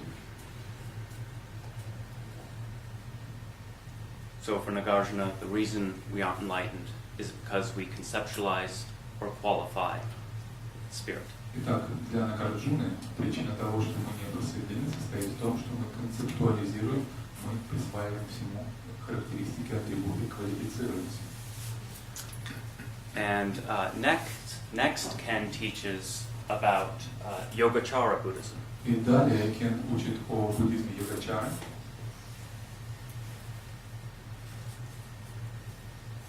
And whereas Madhyamaka И тогда как Мадхьямака was often spoken as, classified as an emptiness-only school. Мадхьямака классифицировалась как школа лишь пустотности, да, термин такой And you really weren't allowed to give any attributes whatsoever to the absolute. И там абсолюту запрещалось присваивать какие-либо характеристики, атрибуты, черты. In Yogacara, В школе йогачары, which was often referred to as a mind-only school, которая часто также философски описывается как читтаматра или школа только ума, лишь ума, it was acceptable to say that absolute reality was similar to having infinite mind or infinite awareness. Допускалось сравнивать абсолютную реальность как или сравнивать с абсолютно открытым полным умом, which is said to be not separate from your own mind and awareness. который не отделен от вашего собственного ума и вашего собственного осознавания. And that if you look closely enough at your own mind and awareness, если вы взглядитесь пристально, взгляните внимательно в свой собственный ум, в свое собственное осознавание, you will notice that it's infinite. Вы заметите, что и оно бесконечно. So for Yogacara, the problem is not that there are qualities or concepts or manifestation arising. Проблема более не в том, что есть концепции, какие-то описания, проявляющиеся какие-то феномены относительного мира. The problem is that we experience manifestation as an object. Проблема в том, что мы воспринимаем эти явления проявленного мира как внешние объекты. And usually we experience it as many, many И objects. обычно мы их переживаем, воспринимаем как многообразие, великое разнообразие объектов. And all of those objects are separate from you, И все эти объекты отделены, дистинктны, отличны от вас, the subject. вас, субъекта, воспринимающего их. So for Yogacara, И для йогачары the problem is that we objectify. проблема в нашей объективизации, да, мы овеществляем, превращая в объект все возникающее. And the important point with all of these 5 reasons we aren't enlightened И очень важный момент во всех этих 5 причинах нашей непробужденности, is that they're all activities в том, что все они есть действия, активности, that we are unconsciously engaged in. в которые мы бессознательно, ненамеренно вовлекаемся. And these teachings are aimed towards helping make those activities conscious. И учения данные все 5 направлены на то, чтобы вывести на уровень осознаваемого все эти активности, чтобы мы их отдавали себе отчет. Because you'll never be able to stop engaging in an activity you're not even aware you're doing. Потому что никогда невозможно остановить и пресечь то, что течет неосознанно, подсознательно. As Ken likes to say, Как Кен любит повторять, as soon as you realize you're the one pinching yourself, как только ты осознаешь, что ты сам щипаешь себя, you stop. ты прекращаешь это делать. And it's not complicated or confusing. И это совершенно не сложно и не путано. The only thing necessary is to realize that there is no other pinching you. Нужно это осознать отсутствие иного щипающего тебя.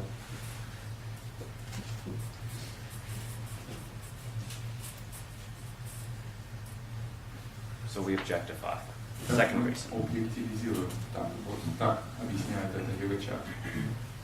And Ken usually introduces these in a certain order, Кен обычно объясняет это в определенном порядке. Which I am repeating, Я следую здесь за ним.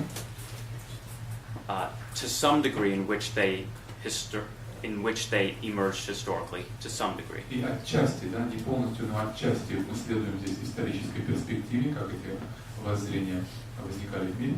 But I also want to be clear, there's no significance to which one is the first reason you're not Я enlightened. подчеркиваю, что нет здесь на самом деле разницы, какой именно идет, в каком порядке из этих, то есть они выстроены не в порядке их значимости. There's no significance to the numbers. It's just a good order to teach them in. Это просто удобный порядок для их изложения, но это не порядок в связи с их какой-то значимостью, первостепенностью и так далее.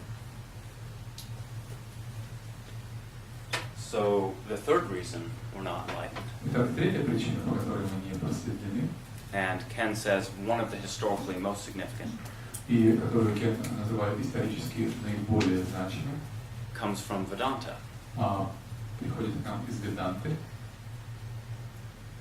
And for Vedanta,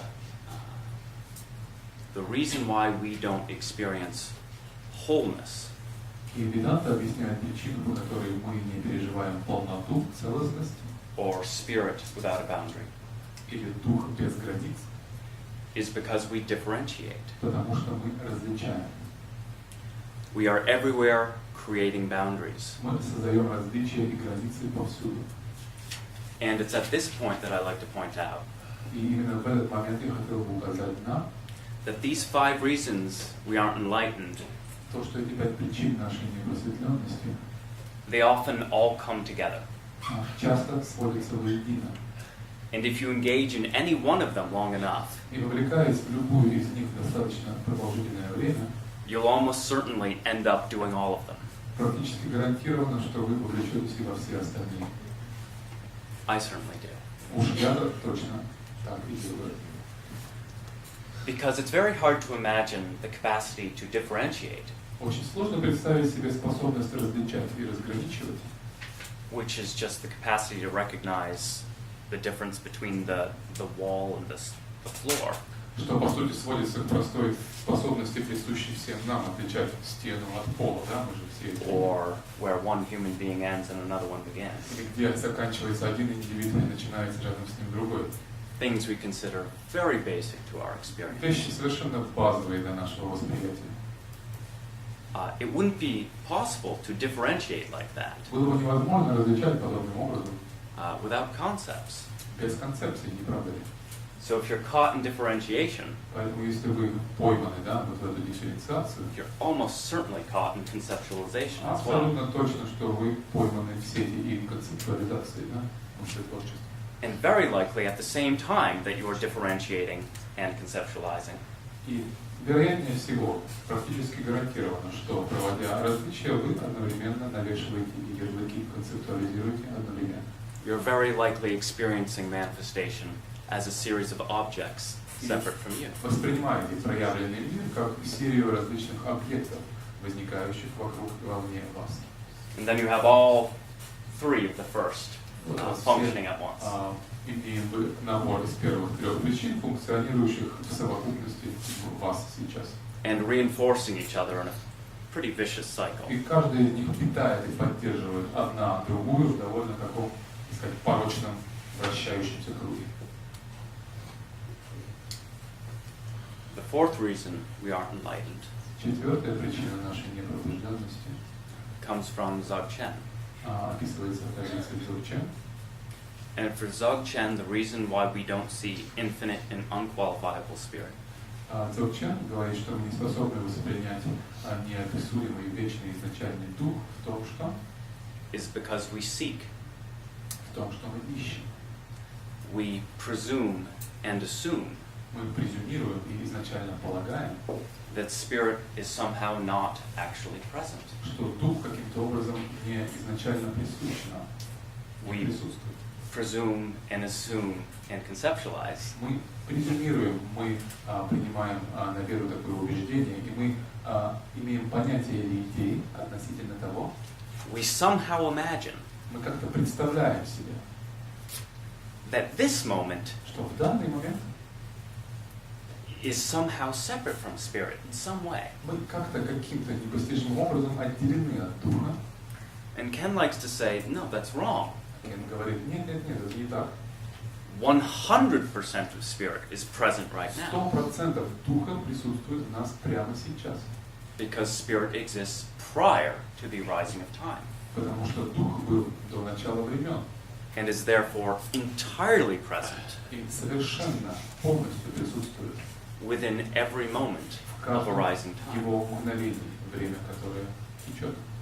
And when we engage in the activity of seeking, Когда мы вовлекаемся в активности поиска, we are looking around in the stream of time мы копаемся в этом потоке времени, for that which is timeless. пытаемся отыскать там то, что безвременно или вневременно по своей природе. And by looking for that which is timeless И продолжая искать там безвременное within the stream of time, в потоке времени, we guarantee that we will never find it. абсолютно гарантируем себе неудачу. It's a very clever mechanism there Да, очень такой умный механизм, да? of delusion. Такой хитрый механизм этого нашего заблуждения, как оно функционирует. Because it truly is deluded thinking. Потому что это действительно заблуждающееся, ошибочное мышление, не так ли? And it doesn't even make sense logically. И даже в терминах простой логики оно не имеет никакого смысла, не работает. Because if we truly believe that something like an absolute spirit exists, Потому что если мы действительно веруем, что нечто вроде абсолютного духа существует, it would have to be present оно должно бы быть, присутствовать, иметь место entirely повсеместно, and at all times. всегда, во все времена. Or there'd be something separate from it. Либо тогда есть нечто не абсолютно отличное от него, не оно. And that's a pretty crappy absolute. А это тогда уже абсолютно такое получается так себе. And yet we convince ourselves this is how things actually are. Однако мы каким-то образом умудряемся убедить себя, что именно так дела и обстоят. Because if we convince ourselves there's something I must do, Потому что так мы убеждаем себя, что что-то необходимо делать. Да? there's something I must do to be worthy of seeing spirit, Что-то я должен сделать с собой, чтобы стать достойным узреть дух. then we still have an activity to be И engaged у in. нас появляется поле деятельности, в которое можно интенсивно вовлечься. The thing that is actually most terrifying И что наиболее всего порой пугает людей, to the separate self что пугает более всего вот это отдельное я, отдельное эго, or self-contraction. да? Это Self-contraction self-contraction. Это вот это сжатие этого я. is the idea that there is absolutely nothing whatsoever to do. Это идея того, что нечего совершенно, абсолютно делать ему. Which also means that the ego is not necessary. Вот эта контракция, которая означает в итоге, что значит эго это собственно и ни к чему. At which point В этот момент it starts making an awful lot of noise. оно начинает верещать во всю силу, во весь голос. And it says, no, I'm needed for this reason, and I'm needed for this reason. Я для этого нужен, и для этого, и сюда без меня никак. And it talks a very good game И начинает, так сказать, играть в очень такие искусные игры. about how if you really want to be enlightened, Как вам действительно надо просветлиться, что действительно для этого надо делать. you gotta stick with me. I'm your best Она buddy. говорит, давай, держись за меня, не пропадешь, сейчас я все объясню. Which is just insane. А это просто безумие. Because the separate self-censor ego, the separate self-censor ego Потому что self-censor, the ego, да, эго, вот это наше ограниченное я, doesn't know anything about enlightened не awareness. знает вообще ничего о просветленном осознавании, And yet it tells us, follow me. но при этом нагло говорит, следуй за мной, держись меня. And yet what happens when we follow that voice, Что происходит с нами, когда мы начинаем следовать за этим голосом, myself included, включая меня самого? you just find more ego Мы просто находим новые и новые проявления эго and more experience of being separate и новые опыты разделенности, and finite and limited. конечные, ограниченные. And the one thing you do not find И чего вы уж точно не обнаруживаете на этом пути, is that which is infinite это того, что бесконечно and unlimited.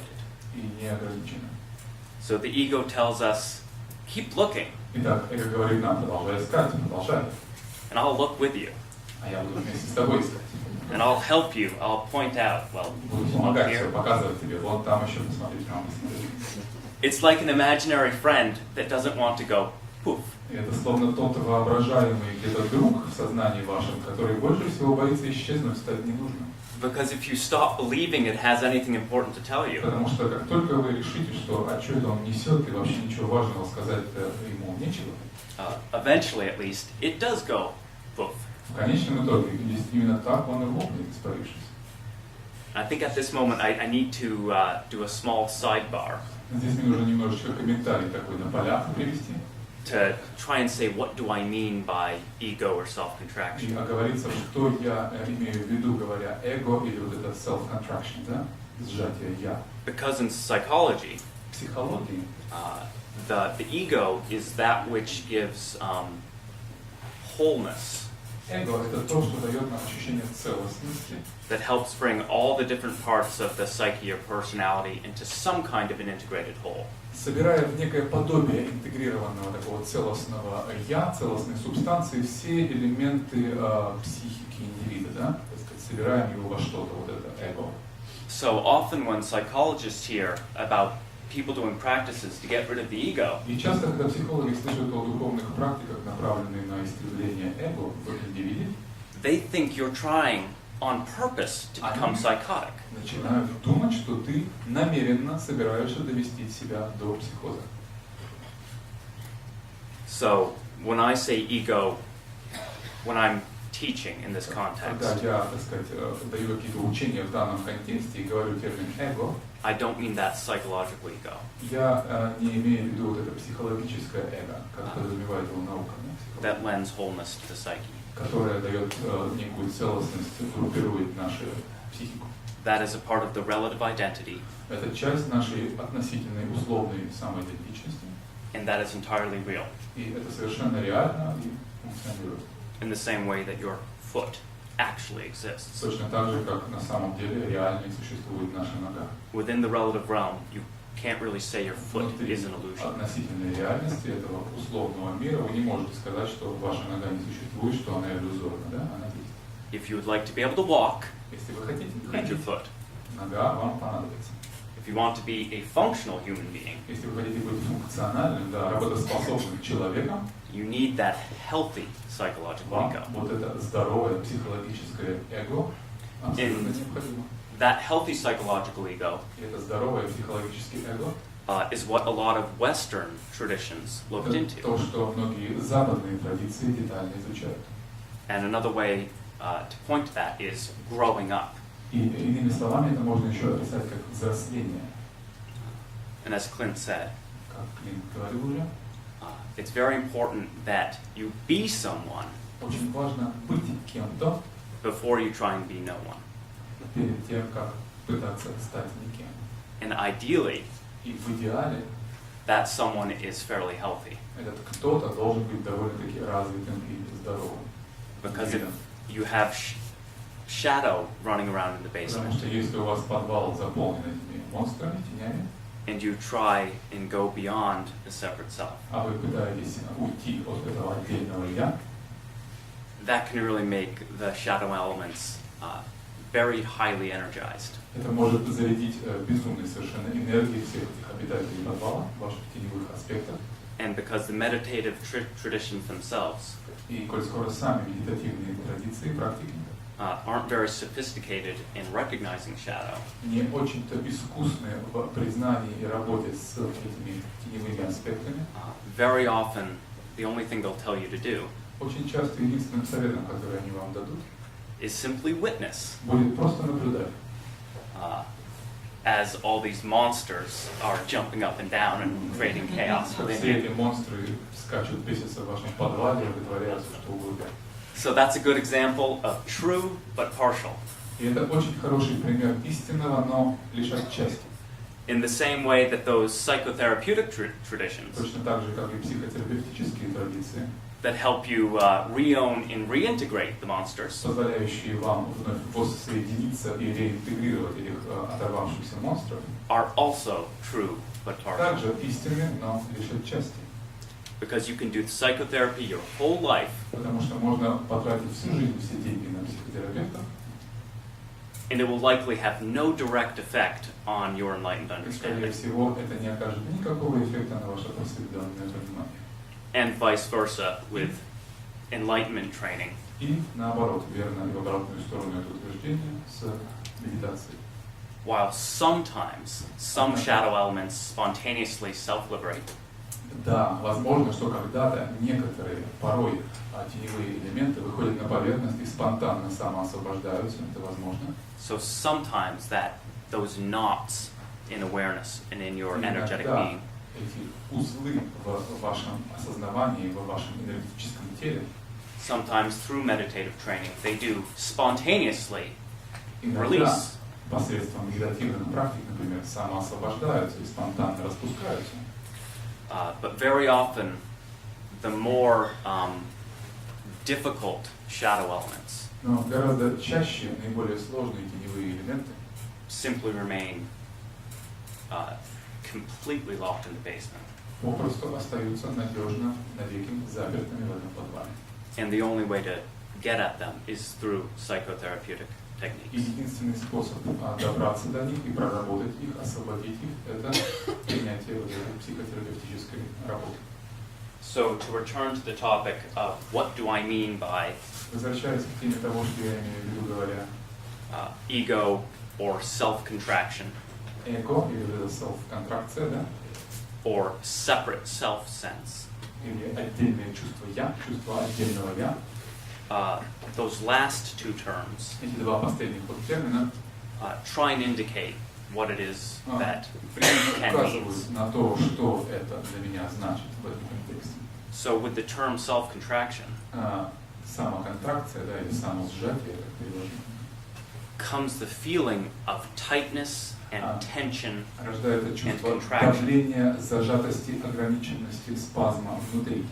And very often that tightness and tension has its roots in the physical body. И это напряжение и эта зажатость внутри часто отражаются и на соматическом уровне в теле. But it will continue through your emotional body into your mental body. И это будет продолжаться, распространять свое влияние и на ваше эмоциональное, и на ваши ментальные тела. So it's the feeling of tightness and tension and being fundamentally separate. И это ощущение тотальной, такой фундаментальной отделенности, которое проявляется в ощущении зажатости, тесноты, напряжения. And that goes well with the term separate self sense. Чувство отдельного «я» хорошо очень само понятие описывает то, что за ним стоит, тот смысл. Which is very simply that. И это именно вот просто это. The sense that at the deepest level, Чувство на самом глубоком уровне, чувство, ощущение. I feel separate. Я чувствую себя отдельно, чувство отдельного «я». Separate from other people. Отдельного от других людей.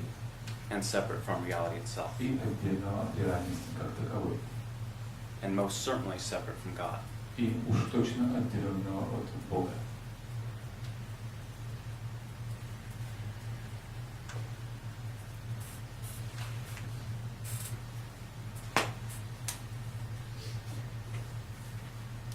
So the separate self sense Как чувство отдельного «я». likes to give you activities to do. Оно пытается всегда нагрузить вас какой-то деятельностью, активностью. Within the stream of time. В потоке времен. Because if you stop listening to it, Потому что если вы перестанете его слушать, that feeling of tightness and tension and separateness это ощущение разделенности, отделенности, внутреннего напряжения, зажатости, тесноты ceases. прекратится. In my own experience, В моем личном опыте, if you can imagine when you have a bicycle up on a stand, если вы представите себе велосипед на какой-то стойке, so the rear wheel is free, так что заднее колесо у него, на подножке стоит, заднее колесо у него оторвано от земли. if you turn the pedal with your hand Если вы раскрутите руками его педали, really fast and get the rear wheel spinning, spinning, spinning, быстро, на максимальной скорости, so it's going very quickly. все это быстро происходит у нас. If you stop pedaling, Если вы остановите вращение педали, that wheel will keep spinning. колесо будет вращаться. And it might keep spinning for a fairly long time. Может довольно длительное время продолжать вращаться. Because there's a cosmic habit of energy. Есть космический такой закон, космическая привычка энергии, инерции энергии, Energizing that function. которая наполнила энергией этот процесс. But if you don't add any more energy through the pedal, Но если вы перестанете добавлять какую-либо энергию этому вращению педали, eventually that wheel will come to rest. со временем колесо это неминуемо остановится. And what you'll find then И что вы обнаружите затем, is that all the relative healthy functional parts of your identity это что все относительные, все здоровые части вашей индивидуальности, вашего «я», as a manifest human being как проявленного в этой жизни человека, are all exactly where you left them. все остались на месте, Нетронутые там же, где вы их оставили. They haven't gone anywhere. Никуда они не делись. They haven't vanished into emptiness. Они совершенно не растворились в пустоте. Because there is no emptiness that's separate from this Потому form. что нет пустоты отдельной от этого. So you still have access to all these functions of your own humanity. По-прежнему имеете доступ ко всем этим функциям, ко всему этому функционалу вашей индивидуальности. And here Ken will often speak of the 7 chakras. И Кен часто говорит об этом в терминах 7 чакр. Each chakra has a particular energy and a particular function. Каждая чакра, обладающая определенным функционалом, определенной энергией. And you can actually express your enlightened awareness through each energy and function. Вы можете начать проявлять вашу просветленную осознанность, просветленное осознавание через каждую из этих чакр различными способами. And also, of course, through each chakra, Через каждую из этих центров. you can also manifest an allergy or an addiction. Можете вы также через каждую из них проявить и того или иного рода аддикцию или наоборот какую-то негативную реакцию. And I think sexuality is a prime example of И this. сексуальность будет, наверное, на слуху у всех как пример этих патологических проявлений. And usually individuals with a masculine disposition И обычно индивиды с маскулинной какой-то доминирующей чертой, or typology, и в типологическом смысле маскулинными, which is usually found in men, but not always. которая обычно определяется, обнаруживается в мужчинах, но не всегда на 100%. They can have a profound allergy to sexuality. Могут развить глубинную аллергию, отвращение к сексуальности. And so they will end up on a spiritual path of ascension. И взойти на духовный путь восхождения, так называемый. So they simply want to ascend to the purity of the One. Пытаясь взойти к чистоте единения, к чистоте единства. And simply stay there. И просто пребывать там, остаться там. And very often those with a feminine typology И очень часто те, кто тяготеет к фемининной типологии, it can be more of an addiction. это может скорее развиться как аддикция, как привязанность. And instead of having too much distance, И вместо такого излишнего дистанцирования, which is the masculine problem, что является типологической маскулинной проблемой, there cannot be enough distance. они теряют способность удерживать необходимую дистанцию And more like a fusion. и стремятся к слиянию, скорее, к поглощению. And then that functions much more like an addiction. И функционал здесь проявляется скорее аддиктивной уже, да, одержимостью и зависимостью. But ideally what you want to have happen Но в идеале, что вы хотели, чтобы происходило, is to find your own true nature, which is unqualifiable and свою infinite. собственную изначальную природу, которая неописуемая, неописуема и бесконечна. And then you manifest the healthy version of whatever typology you have. И проявить здоровый вариант любой из тех типологий, которые вы наделены так или иначе. Through that second chakra. Через эту вторую сексуальную чакру. And then that would look like enlightened sexuality. И это будет выглядеть как просветленная сексуальность.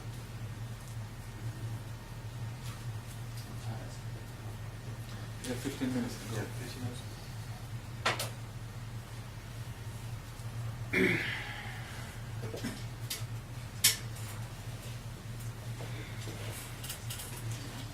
So the fifth reason you're not enlightened И пятая причина вашей непробужденности is in certain ways the most difficult for me to talk about. для меня в каком-то смысле наиболее сложная для разговора о ней. And it's the most difficult for me И наиболее сложна она сама для меня. because it's also the most meaningful. Потому что она наиболее значима. Because my typology Мои типологии личные, is fairly classically masculine. в моем типе, да, который довольно определенно маскулинный, So, starting from around 15 or so, начиная где-то с 15 лет от роду, I was heading straight for emptiness я прямо-таки устремился к одной лишь пустоте, because I could not find any meaning or connection не находя никакого смысла помимо этого, или связи с чем-то, да, anywhere in manifestation. где бы то ни было проявлено.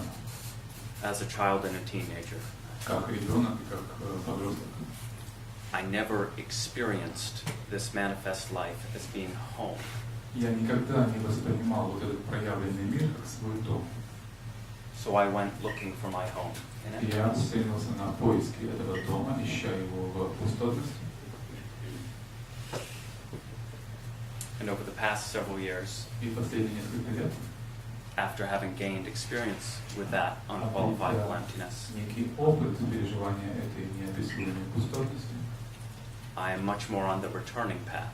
я сейчас гораздо больше нахожусь на пути обратно, на возвращение оттуда. Union of the infinite and the finite. На пути к союзу конечного и бесконечного. And Ken likes to say И Кен обычно говорит, that infinity is in love with the productions of time. Что бесконечность пребывает в любви с рождением времен, с рождением времени. С творением времен. Времени. С творением временного. Ну, творение времени.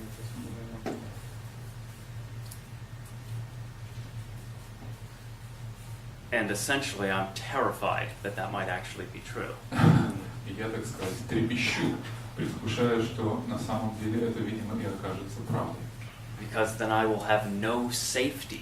Потому что тогда у меня не останется никакой, так сказать, безопасного места. Hiding out and being Укрытия, где я separate мог бы спрятаться. in emptiness. Этой пустотности, в которую я бежал от относительного мира. Because the unhealthy version of masculine typology Потому что нездоровая версия маскулинного типа is, dear God, don't touch me. говорит так: Боже мой, не прикасайся ко мне. You will always want distance. Всегда хочет дистанция. So the fifth reason you're not enlightened Так, пятая причина нашей непробужденности is because you can't love to infinity. В том, что мы не можем бесконечно любить. Your heart is loveless. Сердце ваше лишено любви.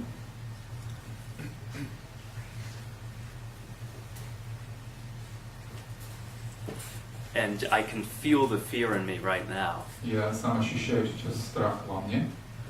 Because all of the first four Потому что practices первые 4 практики I can engage from my shoulders up. я могу вовлекаться в них от шеи вверх, называется, да? This practice А вот с этой практикой gets me right in the chest. вот тут прямо в грудь это попадает. And is very, very uncomfortable. И очень некомфортно. Because it feels like there are fingers Потому что это словно палец, который там ковыряется. loosening up tightness. Внутри пытаясь распустить немного этот узел затянутый в груди. And I want to exclaim, Я хочу здесь крикнуть: this is too much sensation. слишком это чувственно все, слишком это все ощутимо. So the idea of caring or loving to infinity И сама идея любви или заботы без границ is truly terrifying to me. действительно пугающая для меня, ужасающая. Because it means I will no longer have any option of being separate. Потому что это для меня не оставит никакого шанса на дальнейшее отдаление, разделение. And the fear is И страх в том, that if I allow infinite love что если я допущу эту безграничную любовь, to rest within this body and mind, что она пребывала и нашла свой дом в этом теле моем, the fear is that I will literally die. я боюсь, что я просто физически не выдержу и умру. Because the sensations are much, much too much. Потому что ощущения от этого, они просто через край. And it's much too intimate. И слишком это все интимно, лично. The feeling is that there is nothing left that I can hide at all. Нет ничего, где, ни одного уголка, где я мог бы что-то спрятать или спрятаться. Ни одного.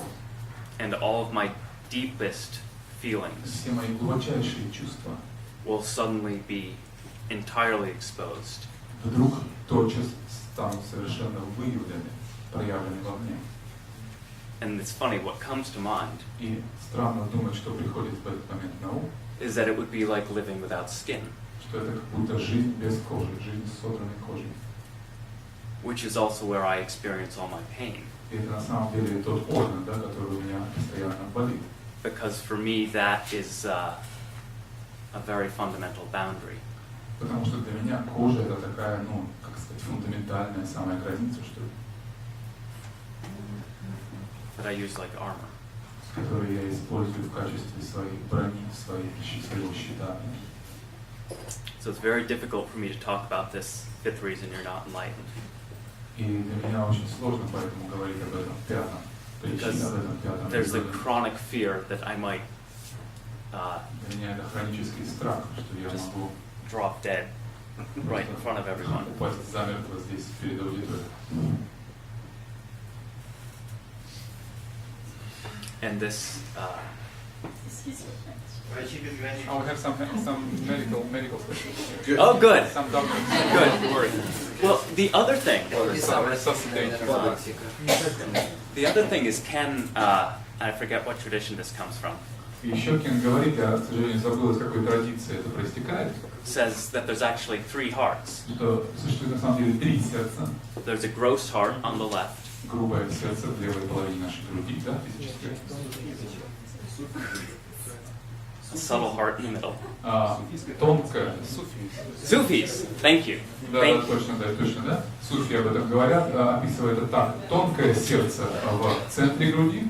And then a causal or infinite heart on the right. Причинное или бесконечное сердце в правой половине. I feel no problem with the physical heart. У меня с левым проблем не ощущается. There's much too much sensation Слишком over много here ощущений вот здесь возникает, скорее справа. in the causal or empty heart. В пустотном или в причинном сердце. So Ken likes to use esoteric and contemplative Christianity. Кен любит использовать эзотерическое или созерцательное христианство as the primary exemplar как основной пример работы с этим пятым of loving infinitely. Аспектом и с развитием способностей безграничной любви. And Ken also likes to say И также он говорит, любит, that if you can't find a way to love yourself, если ты не можешь сам найти способ любить безгранично, then you can let Jesus do that for you. позволить Иисусу сделать это за тебя. And I have absolutely no idea what that means. Я понятия не имею, что он имеет в виду, говоря. Because I have no experience with any Christian tradition at all. У меня нет никакого опыта ни в какой из христианской традиции. But of course it could be any divinity in second person that's meaningful to you. Это может быть любое божественное начало во втором лице, которое для вас наделено смыслом, которому вы верите. Которое верите. Whatever you need. Okay. And I just, at this moment, also want to mention И я также хотел бы здесь упомянуть Ken's teaching, the 1, 2, 3 of God. о том процессе, которому учит Кен, который называется раз, два, три Бога, да? Первый, второй, третий Бог. Which states that you can experience divinity Что означает вашу способность переживать божественное in the manifest domain в этом проявленном мире. from a first person, second person, or third person perspective. Из перспектив первого, второго или третьего лица.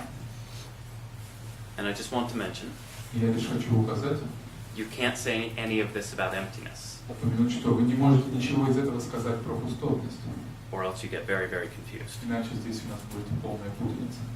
So this only really works in manifestation, Поэтому это работает лишь с чем-то проявленным. which is the only place that these perspectives arise.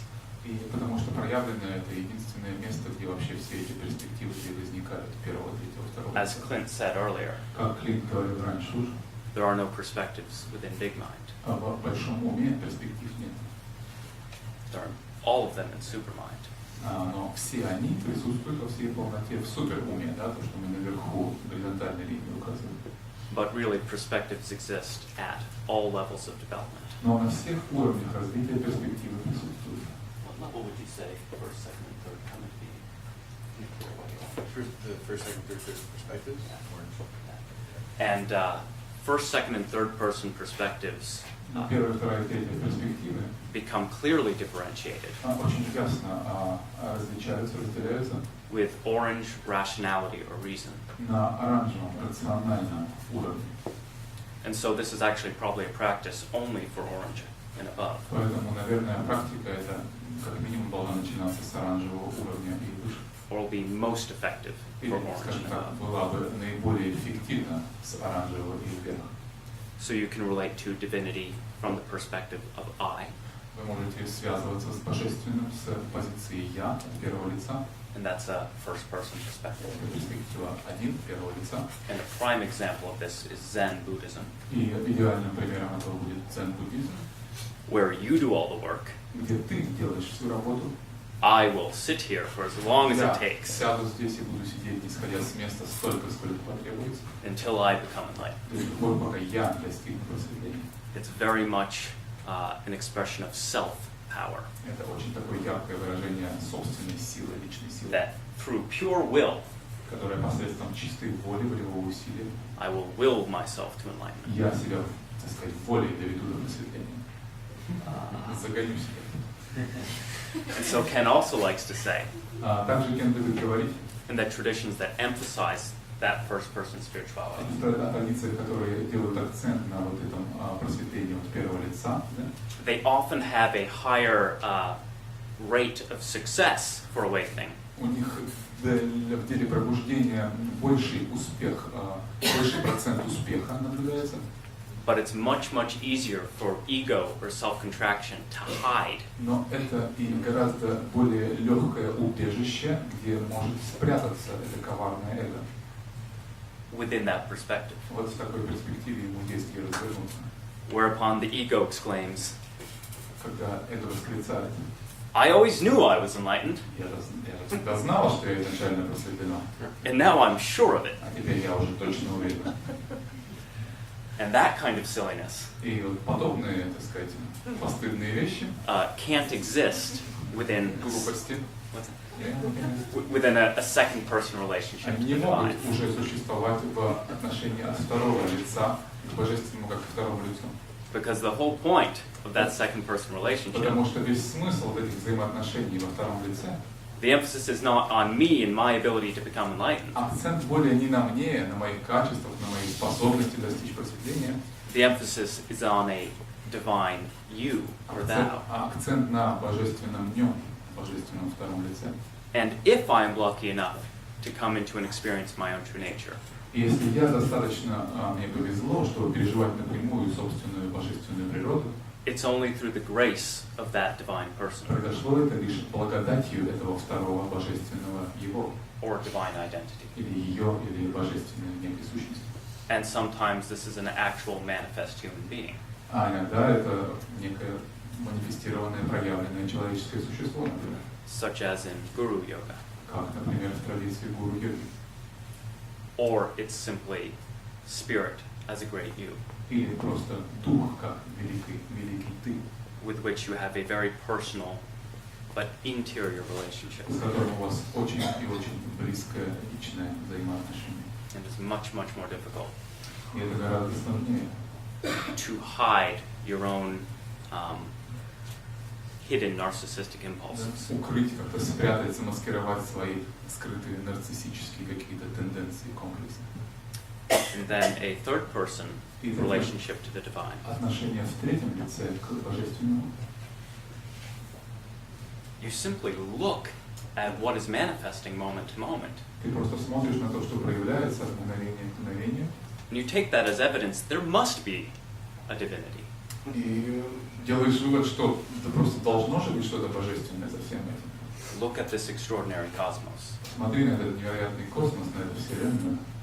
If you're really paying attention Если ты действительно внимателен and appreciating just how extraordinary it и is, ценишь по достоинству все, что существует, you will not be able to come to any conclusion other ты не сможешь просто than there is a прийти ни divine. к какому иному выводу, кроме того, что за этим всем стоит божественное. And often this experience of divinity И часто этот опыт божественного has to do with Gaia будет связан с геей or web of life или с так theories. называемой сетью жизни, паутиной жизни. But ideally, Но в идеале we want to touch in with each one of these мы perspectives хотим прикоснуться к каждой из этих перспектив, because they all have something profoundly true to потому что tell во us. всех них есть что-то глубинно истинное, что сможет принести пользу и полезно будет для нас.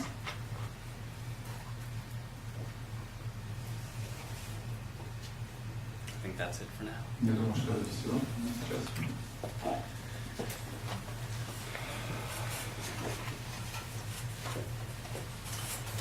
So, 2 p.m. 2 часа мы здесь. Enjoy your lunch. Приятного аппетита.